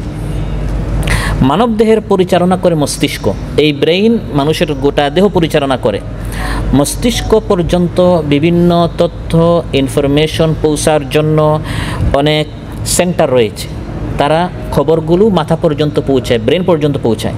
একটা সেন্টার হচ্ছে শুনে শুনে শুনে মানুষ অনেক কিছু জানে, তারপর ব্রেন দ্বারা এটা অনুধাবন করে। যেমন এখন আপনারা শুনছেন, শুনে শুনে অনুধাবন করছেন। আরেকটা হচ্ছে দেখে দেখে দেখে শিখা। শুনে শুনে শিখা, আবার দেখে দেখে শিখা। চোখ দেখে বহুদূর পর্যন্ত এই চোখ দেখে অবজার্ভ করে মস্তিষ্কের কাছে তথ্যগুলো পৌঁছায়। চারপাশের অনেক দৃশ্যবলী, অনেক চিত্র চোখের সহায়তায় মস্তিষ্কে দৃশ্যকরণ করে তথ্য পাঠায়। মস্তিষ্কের সিদ্ধান্ত নেওয়ার ক্ষেত্রে চোখের বিশাল ভূমিকা রয়েছে। চোখ দেখলো একটা সাপ, যদি চোখে না দেখতো, অন্ধ, তার কাছে এই জ্ঞানটা নাই যেখানে সামনে একটা সাপ আছে।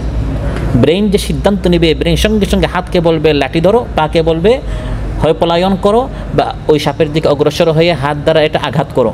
এই প্রথম তত্ত্বটা দিয়েছে কে? চোখ।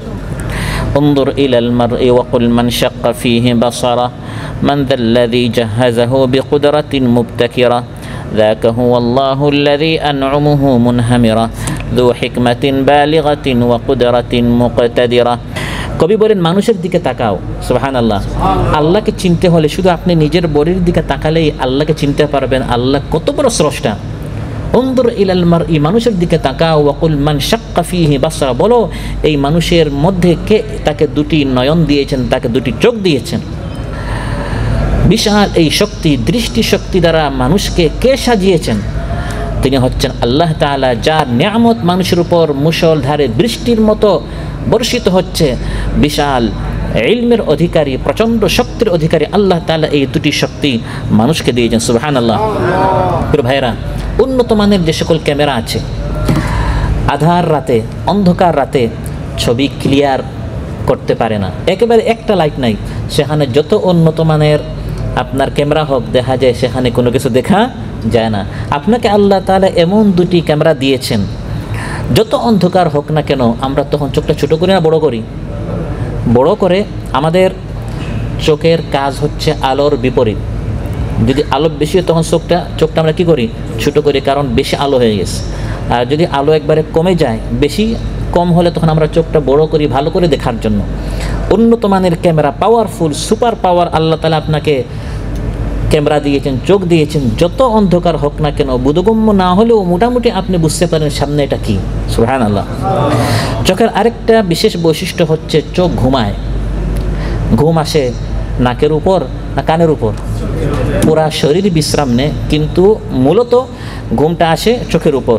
ঘুমের মাধ্যমে আমরা ক্লান্তি কাটিয়ে সজীবতায় ফিরি। চোখে যথাযথ যদি ঘুম না হয় তাহলে শরীর অস্বাভাবিক হয়, চেহারা, শরীর ও মন তছনছ হয়ে যায়, চোখের কোণে কালি জমে, মেজাজ খিটখিটে হয়ে যায়। এজন্য আল্লাহ তাআলা বলেন ওয়াজআলনা নাওমাকুম সুবাতা, তোমাদের এই ঘুমটা আমি আল্লাহ তাআলা তোমাদের আরাম এবং বিশ্রামের হিসাবে একটা নিয়ামত দিয়েছে। সুবহানাল্লাহ। চোখের আরেকটা বৈশিষ্ট্য হচ্ছে চোখ কাঁদে। চোখ না কান কাঁদে? আপনার যখন মন বিষণ্ণ হয় তখন আপনার কান থেকে পানি বের হয় নাকি? চোখ থেকে পানি বের হয়। সুবহানাল্লাহ। আমাদের মন যখন বিষণ্ণ হয়, চিন্তিত হয়, ভারাক্রান্ত হয়, বিধ্বস্ত হয়, তখন চোখ থেকে অশ্রু নামে। যদি চোখের অশ্রুর এই ব্যবস্থা না থাকতো, বর্তমান সায়েন্স বলছে মানুষ দুঃখে মারা যেত। এই চোখ থেকে এই অশ্রু বের হওয়ার কারণে কষ্টটা হালকা হয়। আপনার অজান্তে যদি এই অশ্রুগুলো ভিতরে জমে যায় তখন কষ্ট আরও ভারী হয়, আর অশ্রুগুলো বের হওয়ার কারণে আপনার সমস্যাটি, বিপদটি একটু কী হয়, হালকা হয়। যেহেতু চোখ থেকে পানি বের হয়, অশ্রু বের হয়, রাসূল সাল্লাল্লাহু আলাইহি ওয়াসাল্লাম ইরশাদ করেন তাহলে এই পানিটা যেন রবের ভয়ে হয়। সুবহানাল্লাহ। আইনানি লা তামাসসুহুমান নার, দুই চোখের জন্য জাহান্নামের আগুন আল্লাহ হারাম করে দেন। আইনুন বাতাত তাহরুসু ফি সাবিলিল্লাহ, একটি হচ্ছে সেই চোখ আল্লাহর রাস্তায় পাহারা দেয়। ওয়া আইনুন বাকাত মিন খাশিয়াতিল, আরেক চোখ হচ্ছে আল্লাহর ভয়ে ক্রন্দন করে। সুবহানাল্লাহ। জমজমের পানি দ্বারা জাহান্নামের আগুন নিভে না, আল্লাহর ভয়ে যে চোখ থেকে পানি বের হয়েছে সেই পানি দ্বারা জাহান্নামের আগুন নিভে যায়। সুবহানাল্লাহ। তাহলে আপনার চোখের ভিতরে এমন পানি আছে যে পানি জমজমের পানি থেকে আরও পাওয়ারফুল। সুবহানাল্লাহ। চোখের আরেকটি বৈশিষ্ট্য আছে, চোখের ভাষা আছে। চোখের কি আছে?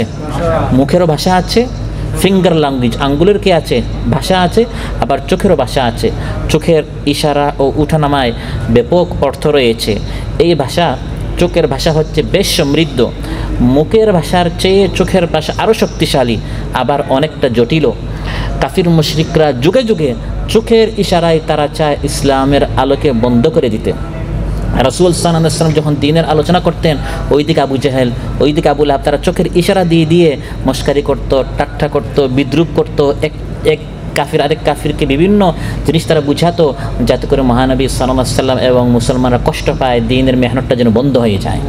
কোরআনের মধ্যে আল্লাহ ইরশাদ করেন, ওয়া ইয়াকাদুল্লাযীনা কাফারু লায়ুযলিকুনাকা বিআবসারিহিম লাম্মা সামি'ুয-যিকরা ওয়া ইয়াকুলুনা ইন্নাহু লামাজনুন।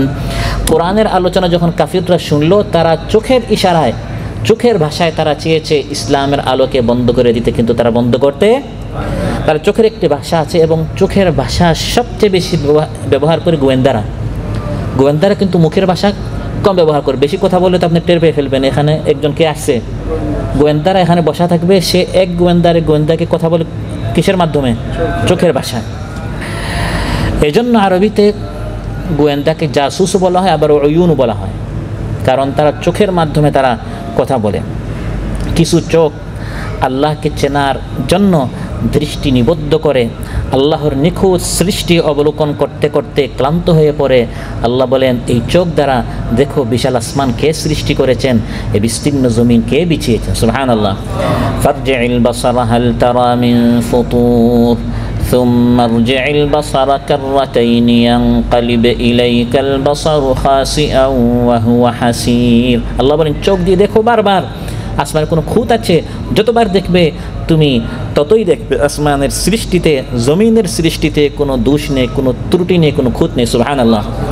এই চোখ দ্বারা আল্লাহর নিষিদ্ধ কোনো জিনিস দেখা যাবে না। ইমানদারদেরকে বলো হে নবী, তারা যেন তাদের চোখটা কি রাখে?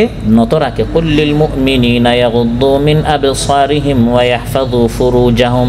একবার যদি কোনো পর নারীকে আপনি দেখে ফেললেন ভুলে, রাসূল সাল্লাল্লাহু আলাইহি ওয়াসাল্লাম ইরশাদ করেন যে ভুলে যদি কেউ একবার দেখে ফেলে, প্রথমবার আল্লাহ কি করে দিবেন?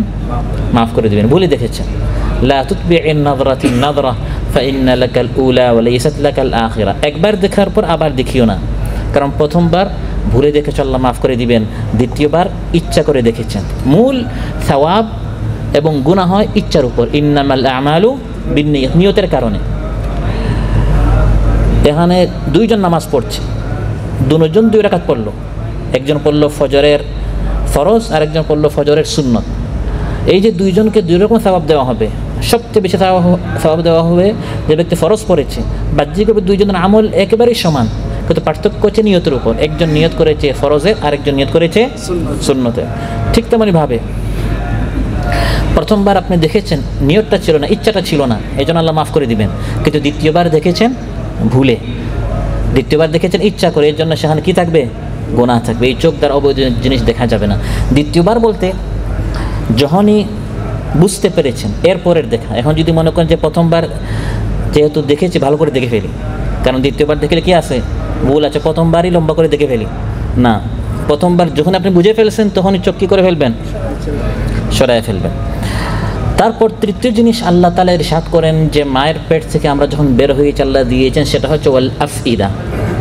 প্রথম জিনিস হচ্ছে শ্রবণ শক্তি, দ্বিতীয় জিনিস হচ্ছে দৃষ্টিশক্তি, তৃতীয় জিনিস হচ্ছে বুধ শক্তি আল্লাহ আমাদেরকে দিয়েছে, আকল দিয়েছে বুঝার জন্য, অনুধাবন করার জন্য। শ্রবণ শক্তি, দৃষ্টিশক্তির সাথে কী দিয়েছেন? বুধ শক্তি, চিন্তা শক্তি। এটাই হচ্ছে মানুষ আর জীবজন্তুর মধ্যে পার্থক্য। প্রতি বৃহস্পতিবার আমরা এখানে মানুষদেরকে নিয়ে মাহফিল করি। গরুদের মাহফিল হয় না কেন? বিড়ালদের মাহফিল হয় না কেন? তাদেরও শ্রবণ শক্তি আছে, তাদেরও দৃষ্টিশক্তি আছে, কিন্তু তাদের বোধ শক্তি নেই। এই বোধ শক্তি না থাকার কারণে কোরআন আল্লাহ নাজিল করেছেন মানুষের জন্য। আল্লাহ তাআলা অন্যান্য জীবজন্তু, পাখি, পশু ইত্যাদির জন্য কোরআন নাজিল, কারণ তাদের সামনে 1 ঘন্টা আলোচনা করলেও সে কোনো কিছু বুঝবে না, কারণ বুঝার ওই শক্তিটা তার নেই। আল্লাহ বলেন, বান্দা তোমাকে মায়ের পেট থেকে বের করেছি, সাথে তোমাকে বুঝার মতো একটি ব্রেইন দিয়েছি, বুধ শক্তি দিয়েছি। সুবহানাল্লাহ। অতএব এই সকল মাহফিল থেকে তারাই উপকৃত হবে যারা আল্লাহর দেয়া এই বুধ শক্তি ব্যবহার করে এখানে শরীর এবং মন, ব্রেইন সব উপস্থিত থাকবে। শরীরটা আছে কিন্তু তার এই বুধ শক্তিটা এখানে নেই, চিন্তা শক্তিটা এখানে নেই, আছে অফিসে, আসে সাইটে, বাড়িতে, দেশে, তাহলে সে এখানে বসে উপকৃত হবে না। আপনি আছেন, সাথে চিন্তা করার, বুঝার ওই শক্তিটার সাথে যদি আপনি এখানে বসেন, এটাকে আমরা বলি মনোযোগ দিয়ে শোনা। মনটাকে যোগ করবেন, মনোযোগ, মনকে বিয়োগ করবেন না। শরীরটা আছে, সাথে মনটা কি করবেন? যোগ করবেন। ইন্না ফি যালিকা লাযিকরা লিমান কানা লাহু কলবুন আও আলকাস সামআ ওয়া হুয়া শাহীদ। আল্লাহ তাআলা বলেন, এই সকল দ্বীনি আলোচনায় তাদের জন্য উপদেশ রয়েছে, শিক্ষা রয়েছে, তারাই শিখতে পারবে যারা এখানে উপস্থিত হয়, যার কলব আছে এবং উপস্থিত হয় মন দিয়ে, বুঝার জন্য, চিন্তা করে, ফিকির করে আজকে কী আলোচনা করা হচ্ছে। প্রথমে শ্রবণ শক্তি, তারপর দৃষ্টিশক্তি, এগুলো সে বোঝার চেষ্টা করে। এভাবে যে ব্রেইন দিয়ে, আকল নিয়ে এখানে উপস্থিত থাকবে, সে বুঝতে পারবে। আর যে শুনল কিন্তু বোঝার চেষ্টা করলো না, তার সামনে দিনের পর দিন নয়, মাসের পর মাস নয়, নূহ আলাইহিস সালামের মতো 950 বছর তার সামনে আলোচনা করলেও কোনো লাভ নেই। এই জন্য জাহান্নামীরা জাহান্নামে যাওয়ার পর তারা নিজেরা বলবে, আমরা জাহান্নামে কেন আসলাম? ওয়াকালু লাউ কুন্না নাসমাউ আও নাআকিলু মা কুন্না ফি আসহাবিস সাঈর। আমরা যদি শুনতাম আর বুঝতাম, আজ আমরা জাহান্নামে আসতাম না। আমরা শুনি নাই, আর শুনলেও বোঝার চেষ্টা করি নাই। মাহফিল হচ্ছে, আলোচনা হচ্ছে, মাহফিল কেন? এটা এখন একটা সংস্কৃতি হয়ে গেছে। অমুক এলাকায়, পার্শ্বের গ্রামে তারা 10,000 এনেছে, আমাদেরকে 20,000 উপস্থিত করাতে হবে। তারা অমুক বক্তাকে এনেছে, আমাদেরকে আরও বড় বক্তা আনতে হবে। তারা 20টা মাইক লাগিয়েছে, আমাদেরকে 30টা মাইক লাগাইতে হবে। এই জন্য সুদ কীভাবে বন্ধ করা যায়, ঘুষ কীভাবে বন্ধ করা যায়, এই জন্য না। ব্যয়াপনা, বেলাল্লাপনা কীভাবে বন্ধ করা যায়, এই জন্য না। এই এলাকায় মসজিদের জন্য কালেকশন কীভাবে করা যায়, মাদ্রাসার জন্য কীভাবে কালেকশন করা যায়, এজন্য মাহফিল করা হয়। মসজিদের জন্য কালেকশন করা হয়, কি টাকা কালেকশন করা হয়, কিন্তু মুসল্লি কালেকশন করা হয় না। যদি মুসল্লি কালেকশনের জন্য মাহফিল হতো তাহলে কি বাড়তো? মুসল্লি বাড়তো। কারণ আমরা মসজিদের জন্য কালেকশন করি, এই জন্য কী বাড়ে? টাকা বাড়ে। তো যে নিয়তে করবেন সেই নিয়তে আপনি এর ফলাফলটা পাবেন। আল্লাহ তাআলা বলেন, এই সকল মাহফিল হওয়ার পরেও তারা উপকৃত এই জন্য হয় না, কারণ যে ফুআদটি, আফইদা, যে বুধ শক্তি দিয়েছিলাম, এটা দিয়ে তারা চিন্তা করে নাই, আমার কোরআনটা অধ্যয়ন করে নাই, বুঝে নাই। আল্লাহ তাআলা কী বলেছেন কোরআনের মধ্যে? লাইনে লাইনে হিদায়াত, এক একটা আয়াতে আয়াতে হিদায়াত, কিন্তু তারা এটা নিয়ে এই কোরআন বুঝার চেষ্টা করে নাই। এই জন্য এই মানুষটা ওই জীবজন্তুর মতো হয়ে গেল। আল্লাহ বলেন, না, জীবজন্তুর মতো না, জীবজন্তু থেকে আরও নিকৃষ্ট, ওর তো আকলই নেই। আর এই মানুষকে আল্লাহ আকল দিলেন, তারপরেও সে এই আকল ব্যবহার করে কোরআন বুঝার চেষ্টা করলো না। আম তাহসাবু আন্না আকসারাহুম ইয়াসমাউনা আও ইয়াকিলুন ইনহুম ইল্লা কাল আনআমি বাল হুম আদাল্লু সাবিলা। আলোচ্য আল্লাহ তাআলা মানুষের 3টি শক্তির কথা উল্লেখ করেছেন। প্রথম হচ্ছে শ্রবণ শক্তি, 2 নম্বর হচ্ছে দৃষ্টি শক্তি, 3 নম্বর হচ্ছে বুধ শক্তি, চিন্তা শক্তি। এছাড়া অন্যান্য আয়াতে আল্লাহ তাআলা অন্যান্য নিয়ামত নিয়ে আলোচনা করেছেন। যেমন 2টি শক্তি, আস্বাদন শক্তি এবং বাক শক্তি। এই 2টি শক্তি এর জন্য আল্লাহ তাআলা একটি অঙ্গ দিয়েছেন, সেটা হচ্ছে জিহ্বা। জিহ্বা হচ্ছে মানুষের শরীরের একমাত্র অঙ্গ যেটা কখনো অসুস্থ হয় না। সুবহানাল্লাহ। ভাই আপনি কোথায়? আপনাকে 1 মাস থেকে দেখছি, আমরা বলি ভাই খুব পেট ব্যথা ছিল, দাঁত ব্যথা ছিল, চোখ ব্যথা ছিল, পিঠ ব্যথা ছিল, কিন্তু কোনোদিন শরীরে আমার কি ছিল? জিহ্বা ব্যথা ছিল। সুবহানাল্লাহ। এমন একটা ছোট্ট অঙ্গ, হাড্ডি নেই, হালকা গোশত দিয়ে আল্লাহ সৃষ্টি করেছেন, যেটা কোনো দিন অসুস্থ হয় না। সুবহানাল্লাহ। এজন্য দাঁত বিশেষজ্ঞ আছে, চর্মরোগের বিশেষজ্ঞ আছে, হাড়ের বিশেষজ্ঞ আছে। আপনার ছেলে লেখাপড়া করছে, ডাক্তারি কি লেখাপড়া করছে বলে 10 বছর থেকে আমার ছেলে জিহ্বা বিশেষজ্ঞ হচ্ছে, এরকম কোনো কাহিনী আছে? জিহ্বার কোনো বিশেষজ্ঞ নেই, কারণ জিহ্বার কোনো রোগী হয় না। সুবহানাল্লাহ। যাতে করে বান্দা এই জিহ্বা দিয়ে আল্লাহর নাম নিতে পারে, এই জিহ্বা দিয়ে কোরআন তিলাওয়াত করতে পারে, এই জিহ্বা দিয়ে আযান দিয়ে আল্লাহর দিকে আহ্বান করতে পারে, এই জিহ্বা দিয়ে নামাজে দাঁড়িয়ে তার রবকে ডাকতে পারে, হাত উঠিয়ে এই জিহ্বা ব্যবহার করে আল্লাহকে ডাকতে পারে, দোয়া করতে পারে, এই জিহ্বা ব্যবহার করে রবের জিকির করতে পারে, রাসূল সাল্লাল্লাহু আলাইহি সাল্লামের উপর দুরূদ সালাতু সালাম পাঠ করতে পারে, এই জিহ্বা ব্যবহার করে যাতে করে বান্দা অন্যান্যদেরকে আল্লাহর দিকে আহ্বান করতে পারে, দাওয়াতি কাজ করতে পারে, সৎ কাজের আদেশ করতে পারে, অসৎ কাজ থেকে নিষেধ করতে পারে। এজন্য আল্লাহ তাআলা এই জিহ্বাকে সব ধরনের রোগ ব্যাধি থেকে মাহফুজ রেখেছেন। সুবহানাল্লাহ। এই একটি জিহ্বা এর প্রধানতম 2টি শক্তি রয়েছে। একটি হচ্ছে আস্বাদন শক্তি, আরেকটি হচ্ছে বাক শক্তি। আস্বাদন শক্তি কি? এই জিহ্বা দিয়ে আপনি যে খাবারটি খান যায় তো পেটে, কিন্তু প্রথমে স্বাদটি গ্রহণ করে কে? জিহ্বা। এই জিহ্বার মধ্যে বর্তমান বিজ্ঞান বলছে 3000 আস্বাদন স্তর রয়েছে। সুবহানাল্লাহ। 3000 ধরনের খাবারের টেস্ট আপনি এই একটা মেশিন দ্বারা নিচ্ছেন। টক, ঝাল, মিষ্টি, এই সবগুলো ব্যবহার, এই সবগুলো বোঝার জন্য আমাদের 3টা জিহ্বা না একটা জিহ্বা? ইলিশ মাছের স্বাদ একরকম, রুই মাছের স্বাদ আরেক রকম, খাসির গোশতের স্বাদ একরকম, গরুর গোশতের স্বাদ আরেক রকম, মুরগির স্বাদ একরকম, ছানামুড়ির স্বাদ একরকম, মিষ্টি জিলাপির স্বাদ আরেক রকম, শুটকির স্বাদ আবার আরেক রকম। এই সবগুলো আমরা এক জিহ্বা দিয়ে স্বাদ গ্রহণ করি। সুবহানাল্লাহ। আবার এই জিহ্বার আরেকটি কাজ হচ্ছে ভাষা। জিহ্বা দিয়ে আমরা কি করি? কথা বলি। বাক শক্তি আল্লাহ দিয়েছেন আল্লামাহুল বায়ান, মনের কথা মানুষ ব্যক্ত করে এই জিহ্বা দিয়ে। বাংলা ভাষায় কথা বলেন যে জিহ্বা দিয়ে, আরবি ভাষা, হিন্দি, ইংলিশ একই জিহ্বা দিয়ে। দেশে যখন যান আমরা সিম পাল্টাই, কারণ কাতারের সিম দেশে, সৌদিতে গেলে আরেক সিম।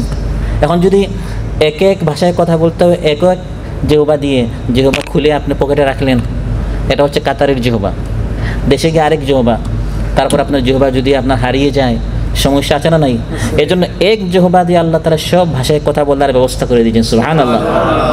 এই জন্য আরবিতে ভাষাকে লিসান বলা হয়, বিলিসানি কওমিহি, কারণ এই জিহ্বার প্রধান একটি কাজ হচ্ছে কথা বলা, ভাষা। তারপর বড় আরেকটি নিয়ামত আল্লাহ আমাদেরকে দিয়েছেন কিডনি।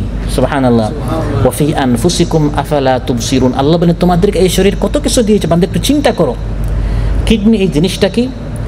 পেশাবকে ছেঁকে বের করে দেয়, সহজে ফিল্টার। আমরা যত পানি পান করি, যতটুকু পানি আপনার শরীরের প্রয়োজন ওইগুলো শরীরে থাকে, আর বাকিগুলো ফিল্টার করে ছেঁকে পেশাব আকারে কিডনি বের করে দেয়। সুবহানাল্লাহ। এই কিডনিটা যদি ইনঅ্যাক্টিভ হয়ে যায় তাহলে হাত পায়ে পানি এসে ফুলে মানুষ মৃত্যুমুখী হয়ে যায়। এবং বর্তমান এই যুগে কিডনির রোগী বাড়ছে না কমছে? বিশেষ করে যারা মাদ্রাজে যায় বেশিরভাগ এই কিডনির রোগের কারণে। যেহেতু কিডনির রোগী বাড়ছে এবং কিডনির প্রয়োজন খুব বেশি, মানুষ যা খাচ্ছে পান করছে সবগুলো ছেঁকে পরিষ্কার করছে কে? কিডনি।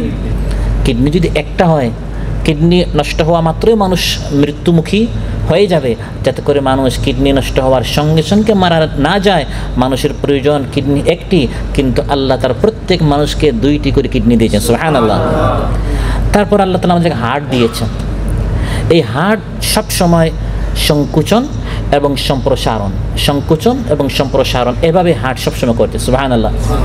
আপনি যদি কারো হার্টে কান লাগাতে শুনবেন সবসময় একটা কী হচ্ছে, আওয়াজ হচ্ছে, এটা হচ্ছে সংকুচন এবং সম্প্রসারণ।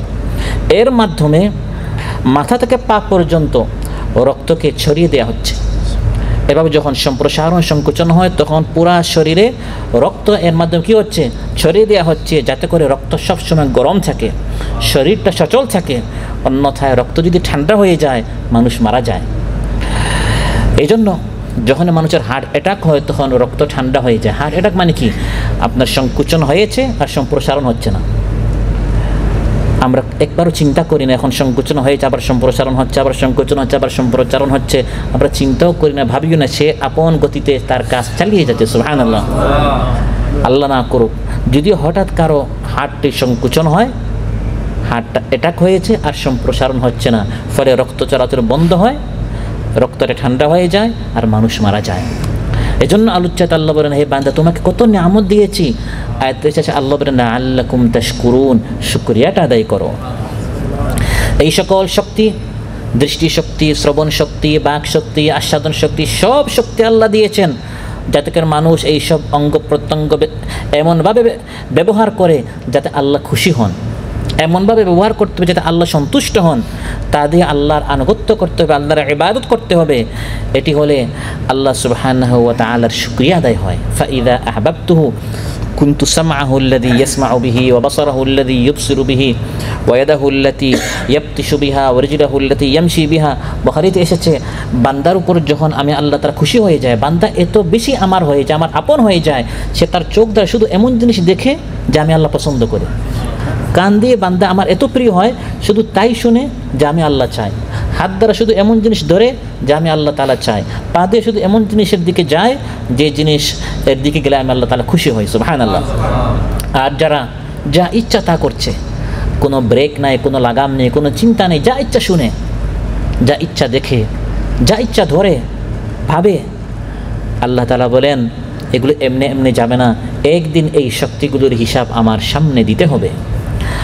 ولا تقف ما ليس لك به علم إن السمع والبصر والفؤاد كل أولئك كان عنه مسؤولا إن السمع নিশ্চয় শ্রবণ শক্তি, ওয়াল বাসরা দৃষ্টি শক্তি, ওয়াল ফুআদা বুধ শক্তি সম্পর্কে কিয়ামতের দিন বান্দা জিজ্ঞাসিত হবে। কান দিয়ে কি শুনেছো, আমি আল্লাহর সামনে জবাব দাও। চোখ দিয়ে কি দেখেছো, মোবাইলে এই বিশ্বজগতে কি দেখেছো, জবাব দাও।